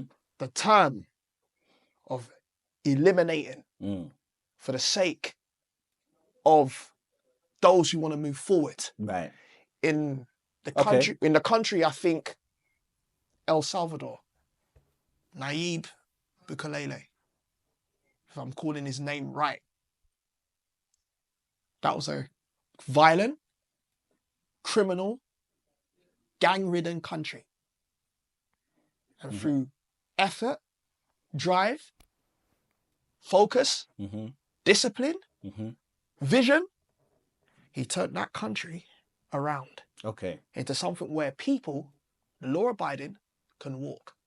Now he had to eliminate a lot of people, and he had to round up a lot of people and put them in prison. Okay. And he still has to decide that those are in prison who can't be rehabilitated need to get eliminated further. So he's eliminated some that weren't coming around to his way of thinking, and then he put others, many in prison. Okay. And those that are still in prison might not be able to get reformed. You have to eliminate them too. Okay. In order for the nation to your answer. Yeah, in order for the nation to move forward. Right. Let me come back on that. Right. Talk to me. This is exactly what's going on right now. Right. I'm going to give you a couple of scenarios. So you've got China after the wars and all that. They did the same thing. They covered their wall. That's correct. And they focused on their culture. That's correct. And they got back into producing and industry and all of that. Are they wrong? No, that's what I'm trying to explain to you. This is what you're not letting me answer. Go on, sorry. Right? So they've come out of that victorious to the point where even dealing with the technology now, where they've got their own firewalls, a different version of TikTok over there than the one everybody else sees. So they're keeping control of the minds of their people to maintain their own culture, even though a lot of them have actually compromised. When you see them, they're all wearing suits and ties now. That was part of the United Nations kind of agenda. Small minority. Right. But today you have Ibrahim, who I've mentioned in Burkina Faso, who is taking all the prisoners who were just being held, wasting tax people's money, being fed electricity and all of that. they're now in the farms Mm. and they're working and they're learning skills and they don't need to worry about food supply anymore because they've been put to work. Now, that's just dealing with a couple of countries on the planet. I do like him though. I do like this Ibrahim Traore so far. Okay. And he looks like a very determined individual. Right, but that's just a couple of countries on the planet. What we're dealing with is the globe, the whole planet, and saying what's causing the problems on the planet for everyone, not just in isolation of different countries. And we have established that the Adamites, who happen to have been grafted and came in 6,000 years ago, are the cause of the problems on the planet by way of their nature, which for the 6,000 years, the elders have tried to reform and civilize and try to, change their mind, etc. And they realize there's no hope based on your example, right? There's no hope. And the contingency in terms of project management and as you were saying was, we're going to run this project for 6,000 years.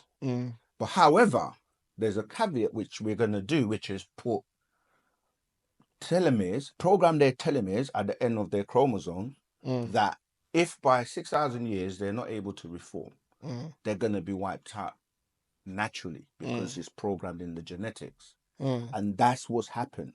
And we're also going to introduce something called genetic markers, right? The genetic markers are, when you're looking at your DNA, you're doing the ACGT, right? Which you can switch things off and turn things on. And this is how high intelligence in terms of our ancestors, that they had a foresight to say after that 6,000 years, if it hasn't worked, the abort mission is we program these telomeres and they're going to start getting wiped out.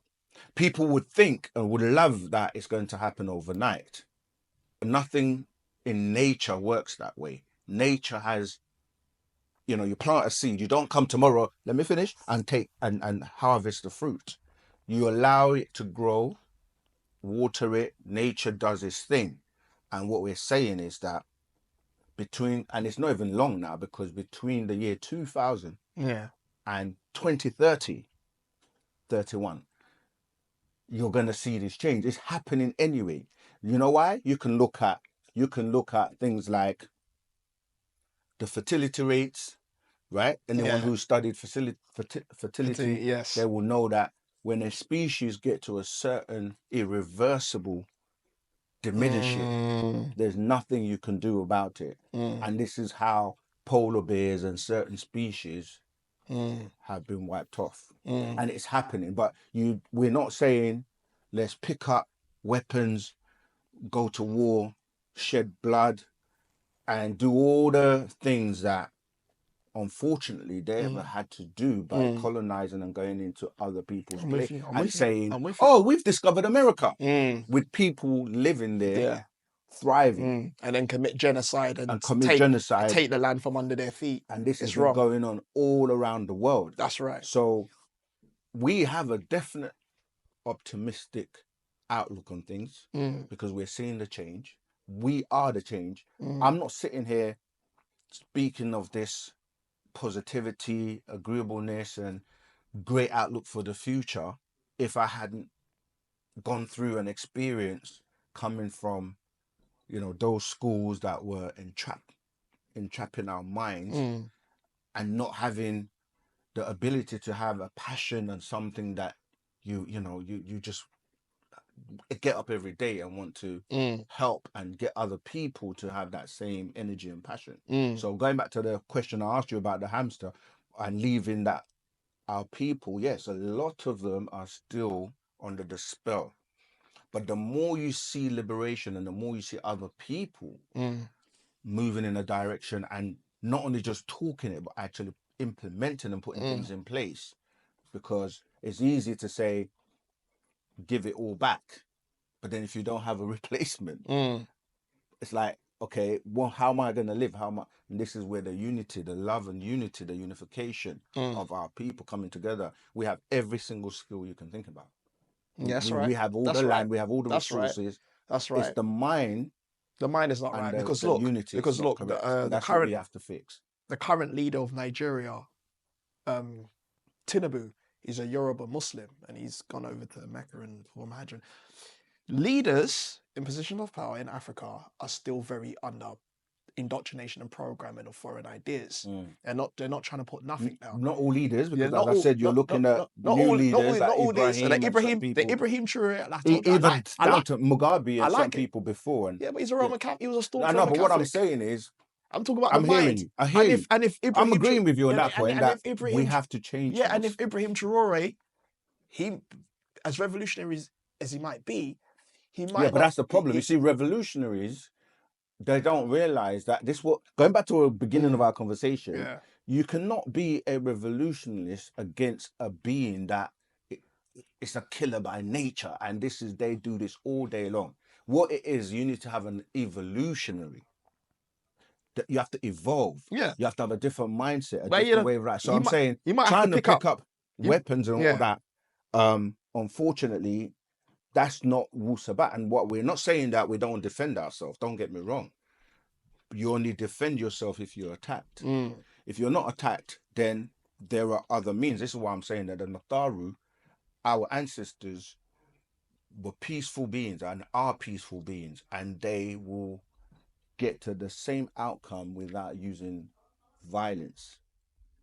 Just like, remember you gave the Magneto and yeah. But who's more powerful? Someone who can just use their mind and change your mind from doing something, or someone who has to get a weapon to try and fight you, which was quicker and easier. Both, because no bird flies with one wing. You have to have measures in place, and one of them have to be. We do. One of them have to be conflict management. The willingness, the willingness, or the ability to use force if necessary. But you can use force with your mind. Yeah, you can. But if the words don't, if the negotiations don't work out, the possibility of being able to conflict and being able to manage conflict and overcome and win against the enemy. Exactly. And that's what I'm saying to you, that if we're attacked in any way, shape or form, I mean, when I say we, anybody, like that's the laws, like, you know what I mean? If you're peaceful, calm, doing your own thing and somebody attacks you, you're within your right to defend yourself. Because Ibrahim, and I don't want to single him out, but Ibrahim Traore, he might not be free of the spell. This is why still got the warrior spirit, but he still ain't. He's still, you know. I mean, this conversation is not about him. It's not about him. It's not about him. But I'm just using an example. He might do all that fighting and go back to the Allah, the Rahman, the Rahim, and be in the mosque. And I'm saying to like, what's all of that, and to go back to the Allah. So everything you're saying is in support of our strategy, because we don't have that problem where we're going to go back to a religion or listen or follow somebody else. We've got our own culture. We've got our own language. We've got our own everything. All we need is those people who would want to remember who they are and embrace their culture. And that's what we're saying. So even if Ibrahim was like that, he just needs that other aspect of knowing who he is in terms of his culture, and that he doesn't need Allah and you know what I mean. And most religious people, like you're saying, is they replicate what their deities do. And when you go to the Bible, that's what they've been told. That's what their God Allah does. He creates wars, he creates divisions, he creates all kinds of criminality you can think of stems from there. Even when people say, if I say who was the person to create the first conflict, people might go to the Adam and Eve and Cain and Abel story. But before that, you have to remember that, like, when they were put out of the garden, angels with swords were put to guard. That's right. So who created that sword, giving you a sword to use for weapons? That's a fair question. You see, so we know that these gods that they're listening to and following and worshipping and thinking is some supreme being are just these disagreeable extraterrestrials that are just like the people, their influence on the planet. And it's through their influence that people have this, you know, this fabrication of there's an almighty powerful being that knows That's right. everything and he can do everything That's and he right. can click his fingers and do stuff. When we expose that God and that Allah or whoever that is, Nonsense, we complete say nonsense. it's nonsense. It's So you nonsense. have to take back the power. Yeah. And you're even more powerful than him because, you know, he only exists to you if you bring him into your universe. That's right. So without you doing And I that, love he doesn't exist. And I love what you said there. I love what you said there. And stay with this point, innit? That's why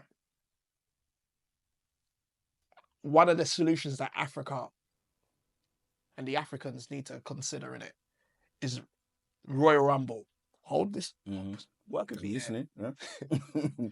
That which don't stand up to scrutiny. You have to fling it over the top rope. Get rid of it. It has to go. It has to go. Those that are holding on to it, that's where the sluggishness and because they're going to hinder. Remember we spoke about China? And there's also love and care and compassion. You can't just... Because they might not know what they're doing. This is what I'm trying to say to you. And this is where... I think that this is where we fall short. No, we don't fall short. I have a different approach. And that's cool. Yeah. And I don't mind you having a different approach because I feel there has to be more than one. Right. You see what I'm trying to say to you? Because I kind of like this idea when you got the 24 and you got the 12 agreeable and the 12 disagreeable. I kind of like that still. That's council. You see what I'm trying to say? Council. Yes. I might be one of them on the council and I might just look and say, boy, I'm not... I'm kind of looking through this angle. I'm kind of like, you know what? I could have said eliminate this thing here, you know. Yeah. Speed up this thing. Many have tried to do what you're saying. Yeah, because look, we know that, you see what I'm trying to say to you, people don't always see eye to eye. You got Enlil, you got Enki. Enki might say A, Enlil might say B, and they had a conversation with the council, and one of them won and said, yo, like, I can do this human thing. And then the other one said, boy, you know what? They looked at it and said, yeah, they're kind of noisy, you know. I'm going to appeal to the council and say, yeah, you know what? And then, you know what, you're right, you know. Yeah. them man have to go. Yeah. so Enki's like, yeah, I've been overruled. So, whisper to couple. Same thing with Anu and his... Whisper to couple. Whisper to off the fish them, like, you know what? They're looking to listen, me and you, we're agreeing because Alalu and Anu and the different rulers had the same thing. Yeah, the same thing. Right. What I'm trying to say to you is like, I don't like to be leaning towards destruction, but there's supreme mathematics number 8. But I'm agreeing with you on that note. And it's fine. Yeah.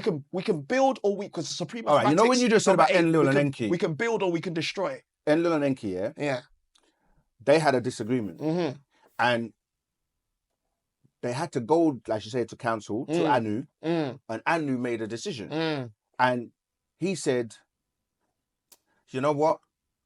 Enki, you're too passive. Enlil, you're too aggressive. So what I'm going to do, I'm going to send Murdoch instead, who has both natures. He was once a disagreeable, but he's got converted to being agreeable now. So he knows the two natures. We're going to send him to come and deal with the situation. So that way, the people that are on Enlil's side are not going to pull wool over him because... You know what I mean? There's going to be compromises and the Enki people are not. So he's neutral, but he's got a job to do by Anu giving him the power to go and do the job. This is what's happening now. We're on the planet. Remember, we started off with agreeable, pataites. Then the mixture came in, created what we call disagreeable. And now people that were supposed to be in the green zone called Nupu, somehow ended up going over to Zupu. And the people that were meant to be in the red zone or Zupu, they came over to that side. So now it's confusion. Everyone is mixed up. What if Murdoch loses control? Well, he will have to answer to Anu, right? Because Anu gave him, not just give him the job, but he's like, I'm with you, I'm supporting you, I'm going to facilitate you with whatever you need to make sure you're successful. So... Wouldn't it be easier though? Yeah. If it was, for example, destructive, disagreeable dinosaurs was causing havoc on the planet, innit? Which has happened. Innit? What happened? They got wiped out, innit? Yeah. By way of global destruction, innit? Yeah. But they brought them to an end, innit? Yeah, that's what's happening now. This is exactly the But why scenario they should have just brought that thing in with humanity. Yeah, but that that's was if you think, this is what I'm saying. People, like, going back to what I said about people thinking God knows everything, God only knows something when it's happened. It's the outcome, you know. So when you're saying the dinosaurs, like going back to the experiment, if they knew that the dinosaurs were going to do what they were doing, they would have not really put them in that position, tablet of destiny. right? So let me just finish the point. So it's when they see that it's going wrong, like you say, abort, wipe them out, start all over again, and try a different experiment. This is what's been happening until now, where it's like we've run out of patience. Now you've got to go. And now it's been programmed and designed that I way. love what you just said there. Run out of patience, and it also could be looked at. Let's say because they had what I'm saying that from a human yeah, and emotional it's fine, perspective. and I like Yeah. the statement. But let's say they had something because they had tools of how to predict, prophesize, or That's only based on past predetermined. Oh, wait, experience. right. Past experience. Yay and nay, because it could be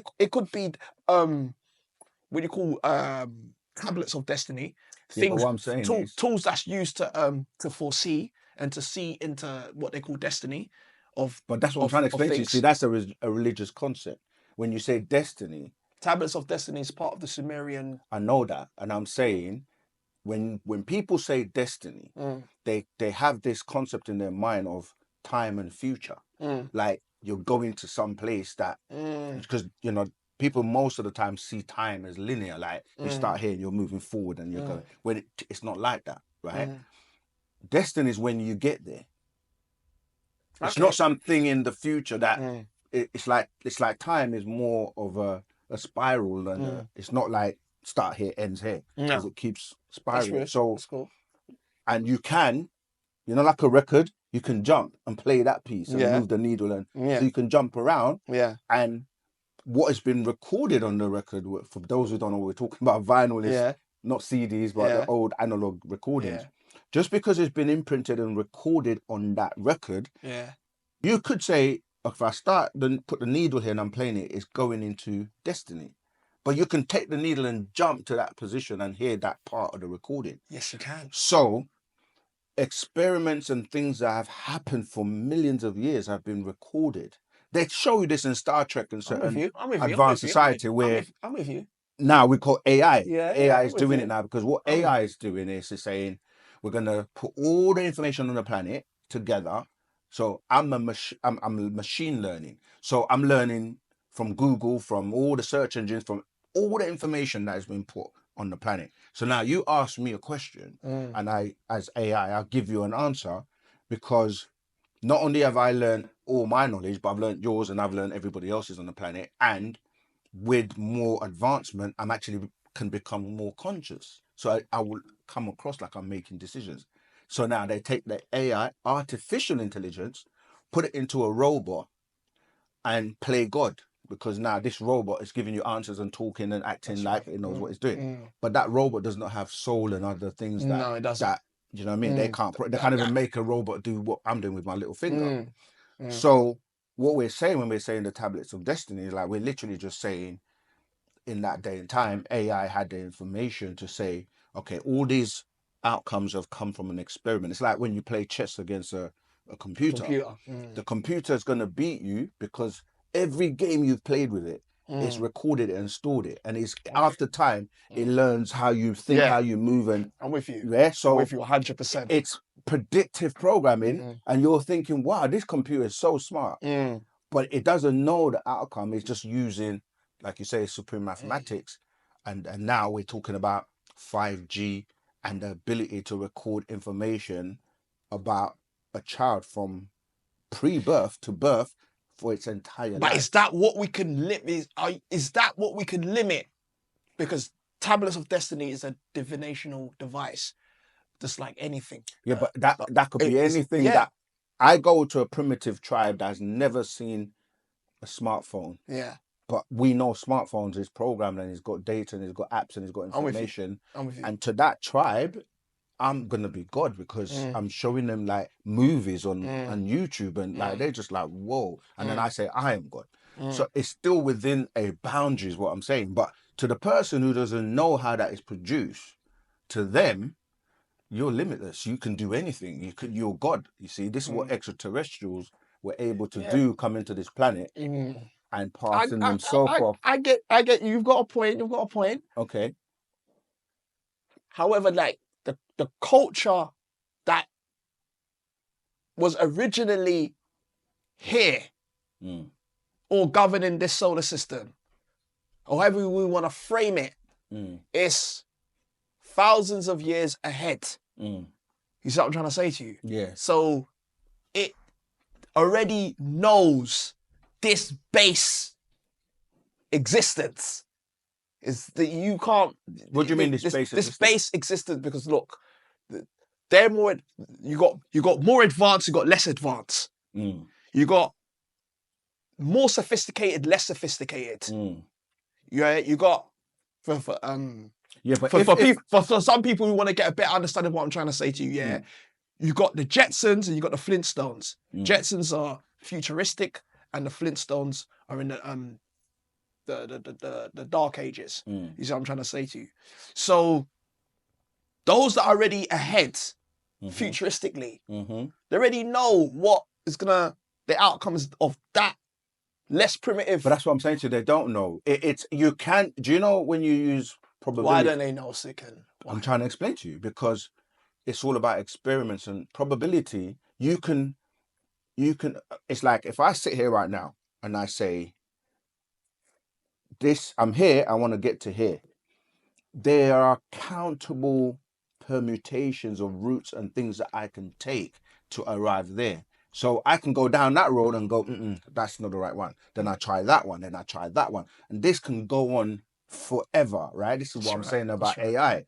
They just have the ability, and with the resources now, because you're talking about quantum computers now, where like even to go to space, the kind of mathematics you need to make sure that you avoid all the dangers and have a trajectory to even just not, because remember, things are in motion and you've got to make sure that, I'm saying our ancestors, even though they're so advanced, so intelligent, there's no such thing like they know exactly what you're going to do, because you are your own being in your own right to be able to make decisions, and they've given you that ability.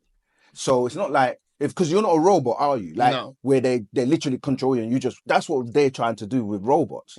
So it's not a thing where, that's why I say that the concept of people thinking, oh, God knows everything. Because people will say, they cop out from doing the work themselves, because they will say, well, if God knew that I was going to do this, or he done that, and I'm okay, I'll just leave it. The religious mind, like, I don't have to do anything. Jesus is going to come and save me. Or, God, it will be all right in God's time, and all of this kind of thinking, when it doesn't work that way. You are God, and you're the one that has to make a decision, and then from the decision, it is being recorded as you're going along. So what I'm basically saying to you is that, yes, over time, over experiments, because when you're looking at data of 6,000 years, your decision making is going to be flawed if you compare it to looking at data that is going back trillions of years ago.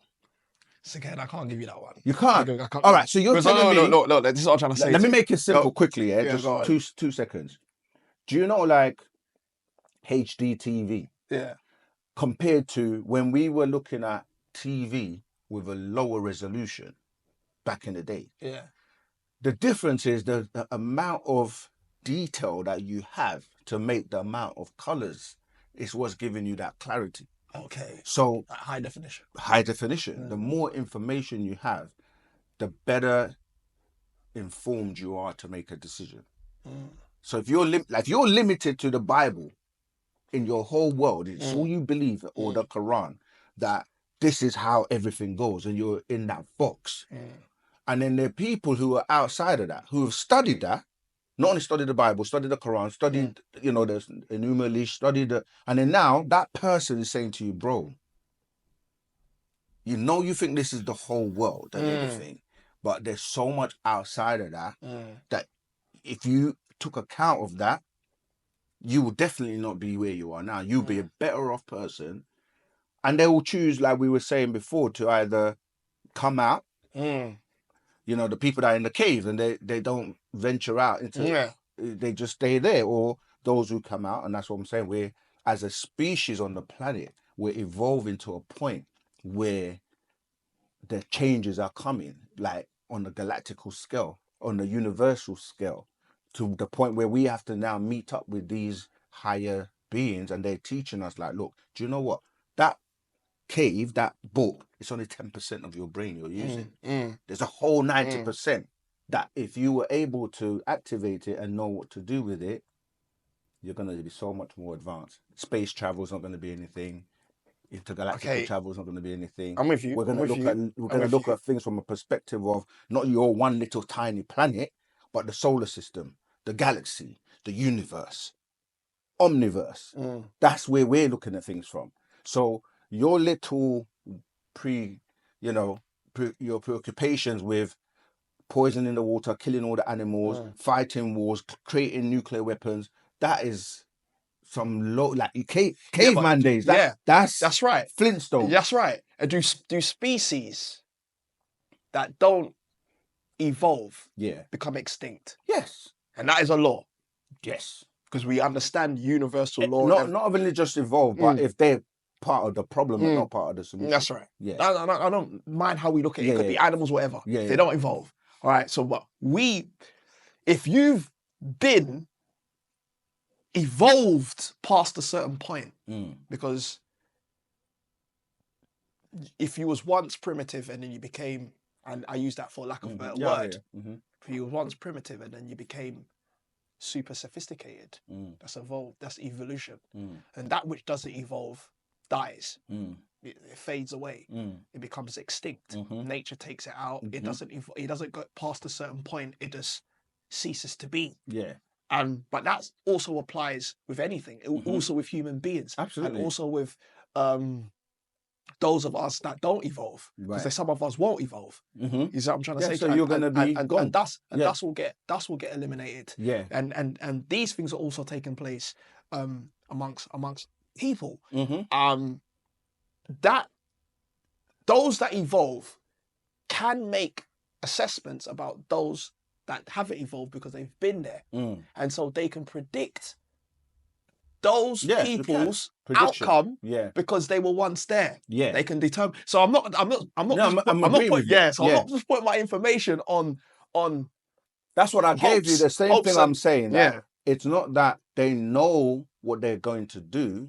They know what they're going to do based on collected data from the past, because they, like you said, were once there. This is what we're dealing with right now. We have beings that have evolved and have gone so far ahead in terms of what we might call space, matter, and time. Well, I'm with you. And now they've come back to us and they're saying, you're got to change. All right. Because if you don't, the fate of this planet, I'm with you. You see, it's gonna cease to be. Exactly. And I'm saying now to help you evolve, we got to upgrade you. Yeah. By giving you information and taking away these primitive books and these primitive ways that you're calling religion and wars and racism and all these things are holding you back. And you need to move. To support what you're saying, let's say the super evolved and sophisticated species that are at the forefront. They don't know everything, you know. No, of course not. They always learn because there's other experience that they haven't experienced. 100%. But they know our experience because we're behind them. Yeah. Stay with me here. I'm with you. Trust, because they know our experience, and it's limited. It's major to us, but limited to them. Yeah. It's like we've been mastered that and moved on. Yeah. You understand what I'm trying to say to you?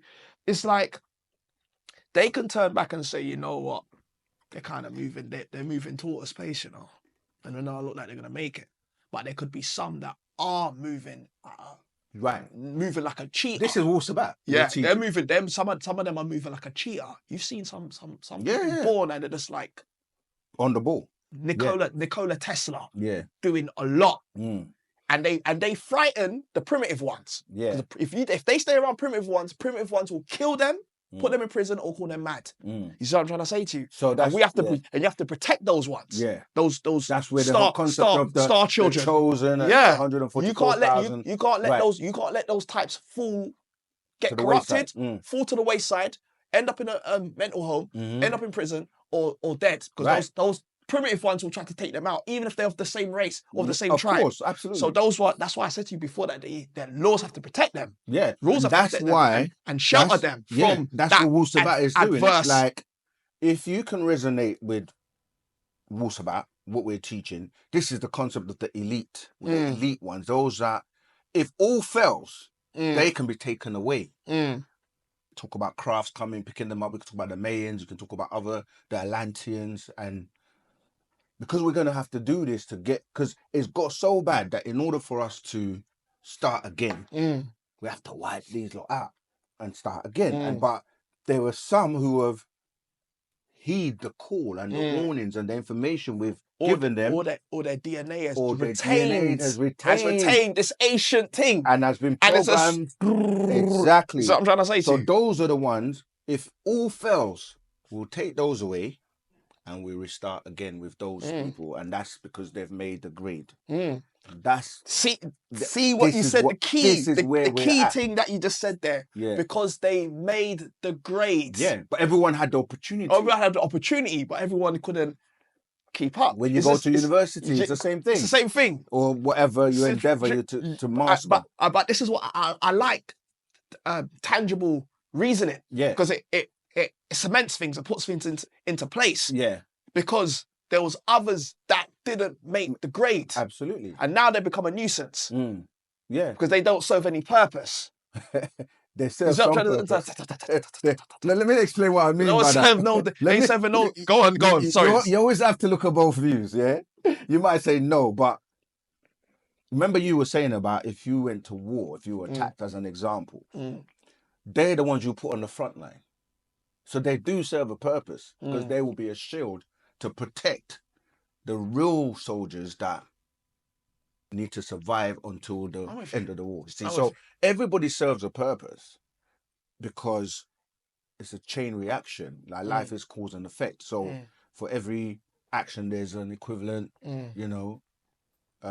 reaction. So everybody serves a purpose because the chain of life shows you that, because some species are eaten to then become manure for. I'm with you. There's a cycle. So what if everything and everyone serves a purpose for the period of time that they're there. What if they're too toxic? Yeah, but that's what I'm saying. What if they're too toxic even for the military? They're adverse. What if they're too toxic for the school? What I'm saying, they could still be used for something. Yeah, but this is what I'm trying to say to you. Maybe they might not be. Something can become. Everybody and everyone has a purpose in life. Something can become too toxic to the extent that it becomes damages. But if at death, this is what I'm trying to explain to you. It cycles, because even at death, you still go back to nature. Yeah. So what I'm saying is, you have 9 ether, which 6 ether is birthed from. 6 ether will die and become ghost, and it's a cycle. It's the same way. Like as a baby, you come. You still got your vitality, you grow, then you get old as an elder. As you're elder, you kind of go back to the baby stage where you start to lose your faculties. You need somebody else to look after you, and then it's a cycle. So mainly, even though you might think someone or something doesn't have a purpose, but when you look at the cycle of life and how everything is interacted with everything else, when you start to deal with the, like I said, quantum physics, and we can go into all that, but everything to someone might not have a purpose, but to someone or something else, it has a purpose. But do cycles breed species? Certain things that blossom in a particular season. Yeah, because like stay with me. Winter and summer. Yeah, winter and summer. Make it simple. Yeah. Certain things only grow in a certain season. Certain things or only come certain to parts of the world, or they come to blossom in a certain particular environment when the season demands it. Yes, and it's genetically programmed or activated to activate at that particular time to come to fruition. Yeah, the cycles could have brought forth these false religions, and they did. Yeah, stay with me here. Yeah. We spoke about China before. Chairman Mao, we could also argue that he was the product of a cycle, and he put things in place. Right. And that's why I Changed to keep saying to China. you, we're in a cycle A now, cycle. which is called a sun cycle So that our time. yeah. So there's, and every region kind of needs like a Chairman Mao type. Yeah, of course. That's what I'm saying. Whether we like it or not, the cycle breeds this individual. Remember what I said at the time? The me. natural nature. Yeah. That's what we're saying. Yeah. Like, scientists are now coming to the realization of what we're calling natural nature, which is ether, natural ether energy that governs these cycles. And there are cycles within cycles within cycles within cycles. That's right. So you're right that the cycle we're in now, as of the year 2000 AD, was already in motion to come at that point. And so we're in a completely different cycle now where, like I said, the consciousness is shifting, the dimensional shifts. Yeah. There are many things that are happening now in this cycle. Because it helps because the master teacher, Partner Babyanun, being one of those Ethereal beings that has been assigned a job to come and renew this cycle. And it starts with knowledge of self, knowledge of the stuff we've spoken about, knowledge of the religion, and knowledge of this is not good for you, this is where you came from, this is where you're supposed to be, this is where you're going, and then leave it up to the person, as you say, who, if they have been activated, because you have DNA that can get activated by way of, because, you know, it's natural nature has programmed it to happen, or you're at the right time in this time, matter and space, because not every fruit, if I use that adjective, or flower is going to blossom at the same time, because there's a season. And if you don't make it this time, doesn't mean you're not going to make it in the next cycle, if you happen to be around during that cycle again when it comes back around, where those that didn't make it in the last cycle can make it in this cycle. So we're looking at us now as descendants of our ancestors who you were talking about, who didn't make it, because during that time, we can go back to even, you know, just when we're dealing with like racism in the 60s and 70s, many people didn't make it, but they knew. Even Martin Luther King with I Have a Dream speech, he knew the time would come when those of us who have managed to get through that will make it. And even now, you might have children or have offspring that you say, okay, we've come to this level now. What are they going to be like in the future? Yeah. I'm with you. Okay. We touching on, I don't want to get too far about cycles that breed people to do certain things, whether they are aware of it or not. Turkey had Mustafa Kemal Ataturk. China had Chairman Mao. Russia had Joseph Stalin. Cuba had Fidel Castro. We have individuals that, and we've got Dr. York. They take upon, but Dr. York's in prison. Many of the people you've listed were in prison. But what I'm trying to say to you is that, look, he's in prison. He doesn't have somebody like a identifiable successor. How do you know that though?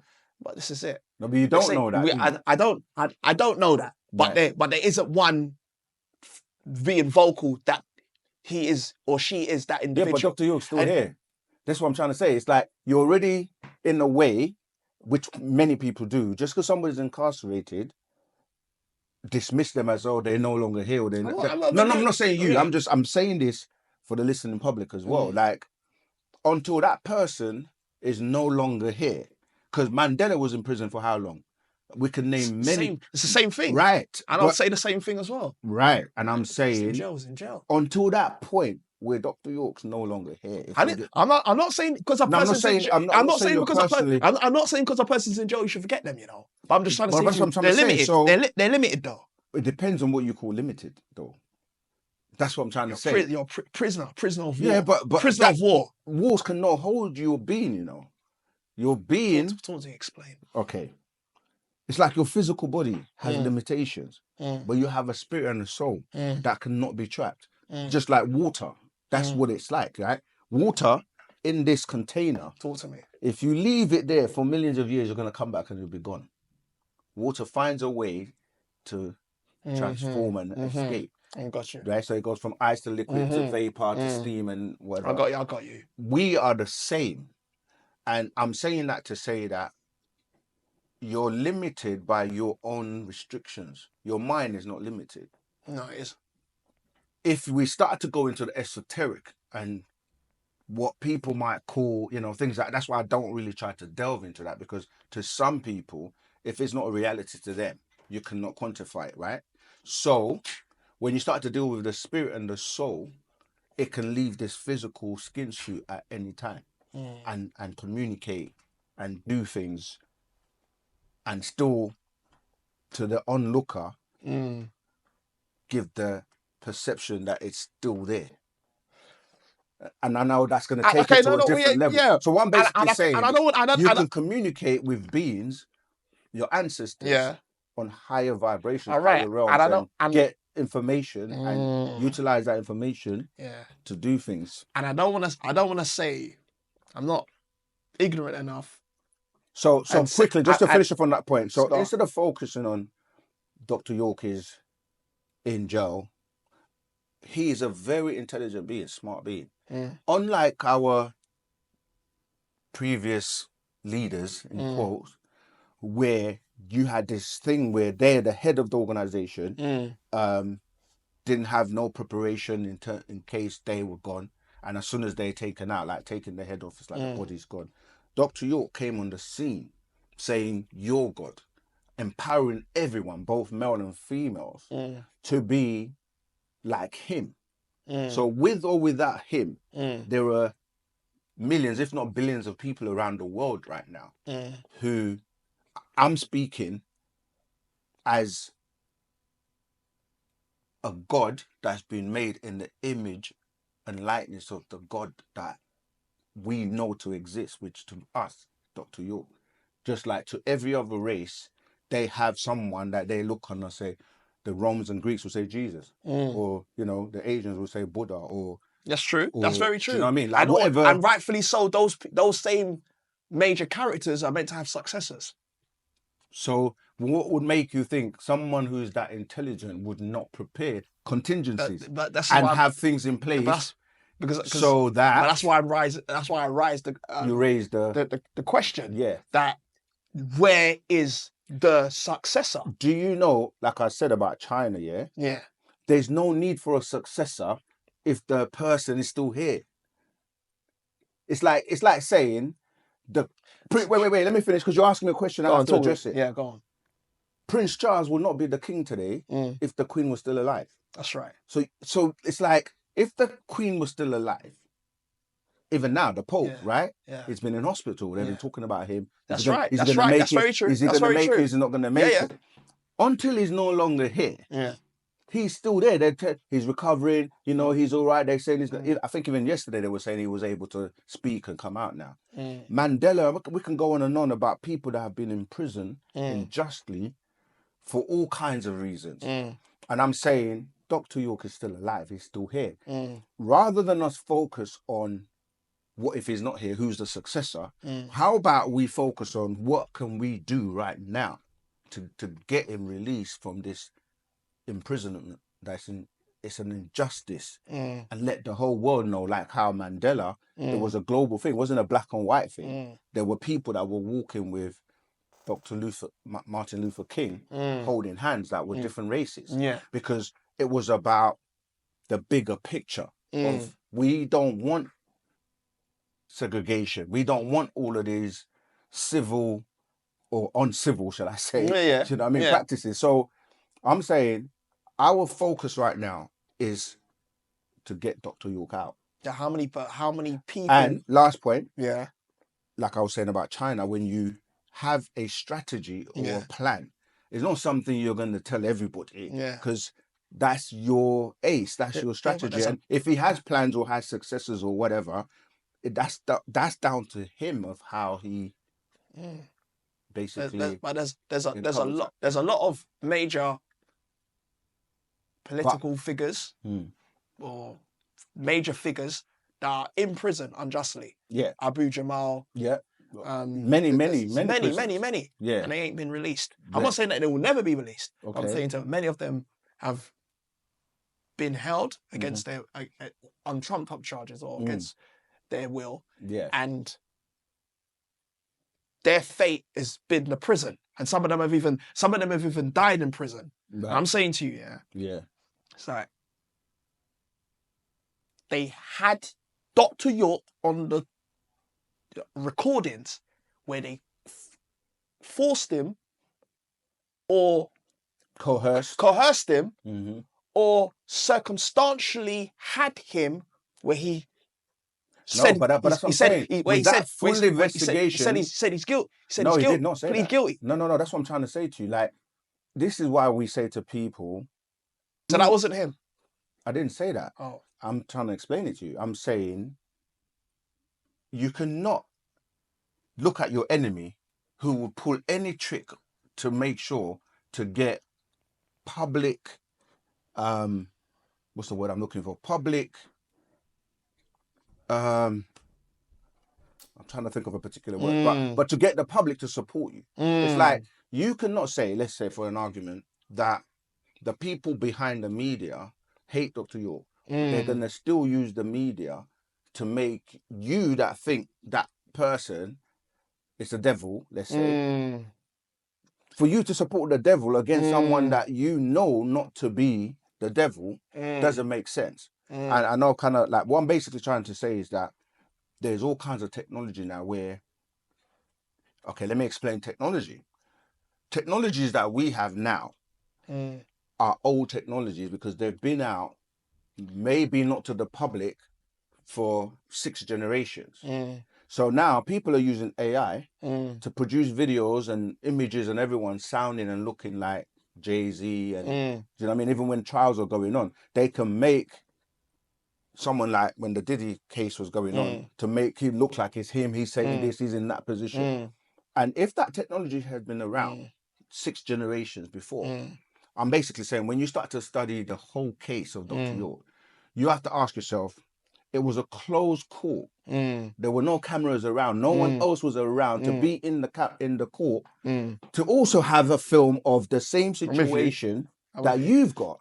So it's obviously going to be easy for you to put that out and say, this is what happened. But at the same time, if you're using common sense, why didn't you allow other people have more than one media? So have Al Jazeera, have, you know what I mean, BBC, have, it's nice if you put, and then doctor the voice and all of that and make it look like, and then you've been put under duress. So what I'm not going to be here going into the details of the case. If people want to know more about the case, you have the United States government have a system called PACER, an online system where people can log in and look at the transcripts or read the case and look at the charges and look at the facts, as opposed to people going by hearsay or what they saw with their eyes on you know, on media, which only has one version from one person. Like, that's just common sense. And if we look at COINTELPRO and certain systems that have been put in place to discredit any one of our leaders or people that, you know, so you can break it apart, and then when we start to go into the case and look at the evidence and look at certain things, it falls apart. Okay. So it was about public persuasion and knowing that, getting to people's emotions about particular subjects will sway opinions. But look what's happened. Over 20 years of the case is still going on strong, and many people have come to their own conclusions. Those who care enough have decided to, let me look into the case, let me do research, let me actually not just go by my mind and the media massaging me to sway my position. Because like, people who have read the information, study this book, study the whole thing, can tell you right now that it was a because like with anything, and it applies to this situation as well with Dr. York, there's his or her side, one, there's his or her side, two, and then there's the truth. Right. Yeah? Whatever that is. Yeah. What I'm trying to say is that, work with me here. There's chess. And we mentioned earlier, obviously, you can get captured. I see Dr. York is captured. Whether he guilty, innocent, cool. He's captured. According to you. Yeah, according to me, innit? So it renders that which is captured, is it not powerless? No, not at all. Because If that's you what go I'm to, saying. if you go to, Remember but when I just gave you the if you go to a example? zoo, you got a wild animal, that lion is in the zoo. That Yeah, but tiger's in the zoo. It's just, no longer in the I hear wild you. doing with the freedom I and hear you. etc. etc. It is trapped and Okay. it's now different. Okay, I hear you. It goes through this changes because it's not going to psychologically. Okay, I hear you. And I already gave you that Yeah. you can trap the body, the physical body, but you cannot trap the mind, you cannot trap the spirit, and you cannot trap the soul. Yeah? And when you delve into really understanding what those are, those other elements apart from the physical body. And don't get me wrong, this is not some spook thing where we're saying, but I'm saying if you understand that your physical body is the gel, you're trapped in this body now. But when you go to what people call sleep, you can astral project. You can come outside your body and go and do things and return to your body. And why do we need to do that? Why can't I'm we not just get- saying that. I'm just giving an example I'm not so saying, that I'm not so saying that that you have so, to. no, I'm no, saying, but well, why can't you're not letting me the finish. superpowers, the risky and I don't know, Yeah, just yeah, come but in there, I'm- just troom, but and just okay, see, bring him out. you have not obviously been as close to it as I am. Yeah. That opportunity has come many times where crafts have come. You see, you're not letting me finish. I'm hearing Crafts have come and said, let's go, let's bust out. Yeah. And he has said, no, I'm not going. Because he's got a mission. He came here to accomplish a mission. And that mission is not complete. This is why I was giving you about the experiment with the 6,000 years and the time period and so on. There's an allotted time which he was given, right? For those who don't know the doctrine, they may not know these things, right? He was given from 1970, which is when the mission started officially, a half an hour to the year 2000. And then another half an hour from the year 2000 to 2030, making symbolically the hour, yeah?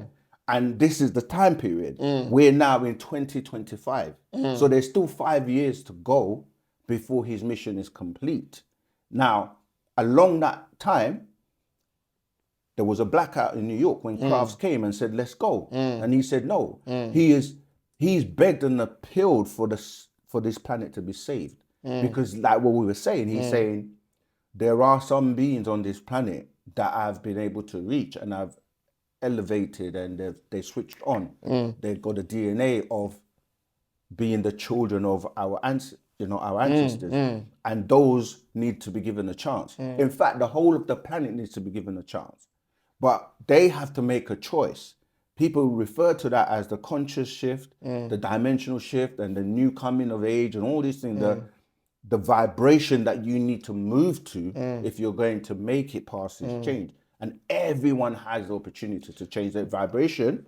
And if you don't, you either don't make it, or if we collectively don't pass the test, because this is the bit you missed out, you can create a scenario and it looks like there's an excellent movie, I can't remember the name of it, where this guy, some people might remember the movie by me saying this, he created a situation to be arrested, to be put in jail, to then operate from inside jail. And he was able to find a way out of the jail. I wish Talk about Prison Break. Nah, not the Prison Break. TV Not series. Prison Break.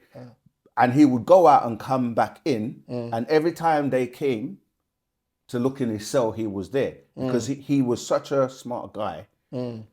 So he went out and dealt with solving the crime because he was not guilty for the crime, but he knew that the best, and that's what I loved about the movie, because I didn't even see that coming. Like the way, they call it the twist in the movie.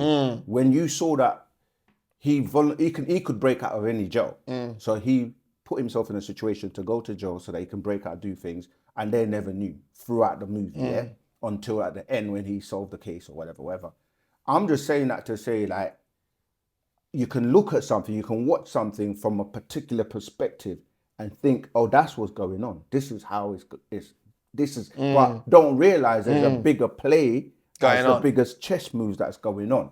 So until I would say, you wait till, because it's like you're watching a movie or reading a book. Yeah. You've read a few chapters, you're halfway through, or even 3/4 through, and you decide, oh, that's the end of the movie. And you don't know the end, or you don't know the end of the book. And then you leave it as that. Now somebody else watches the whole of the movie, and where you left off, you think that was the end of it, but there was a twist where the person gets exonerated, or they're not guilty, or they come out and everything changes. And I'm saying that's a similar scenario to what's going on right now, because there are reasons why he's in jail and why it's been set up that way for many other things to happen and take place. What's the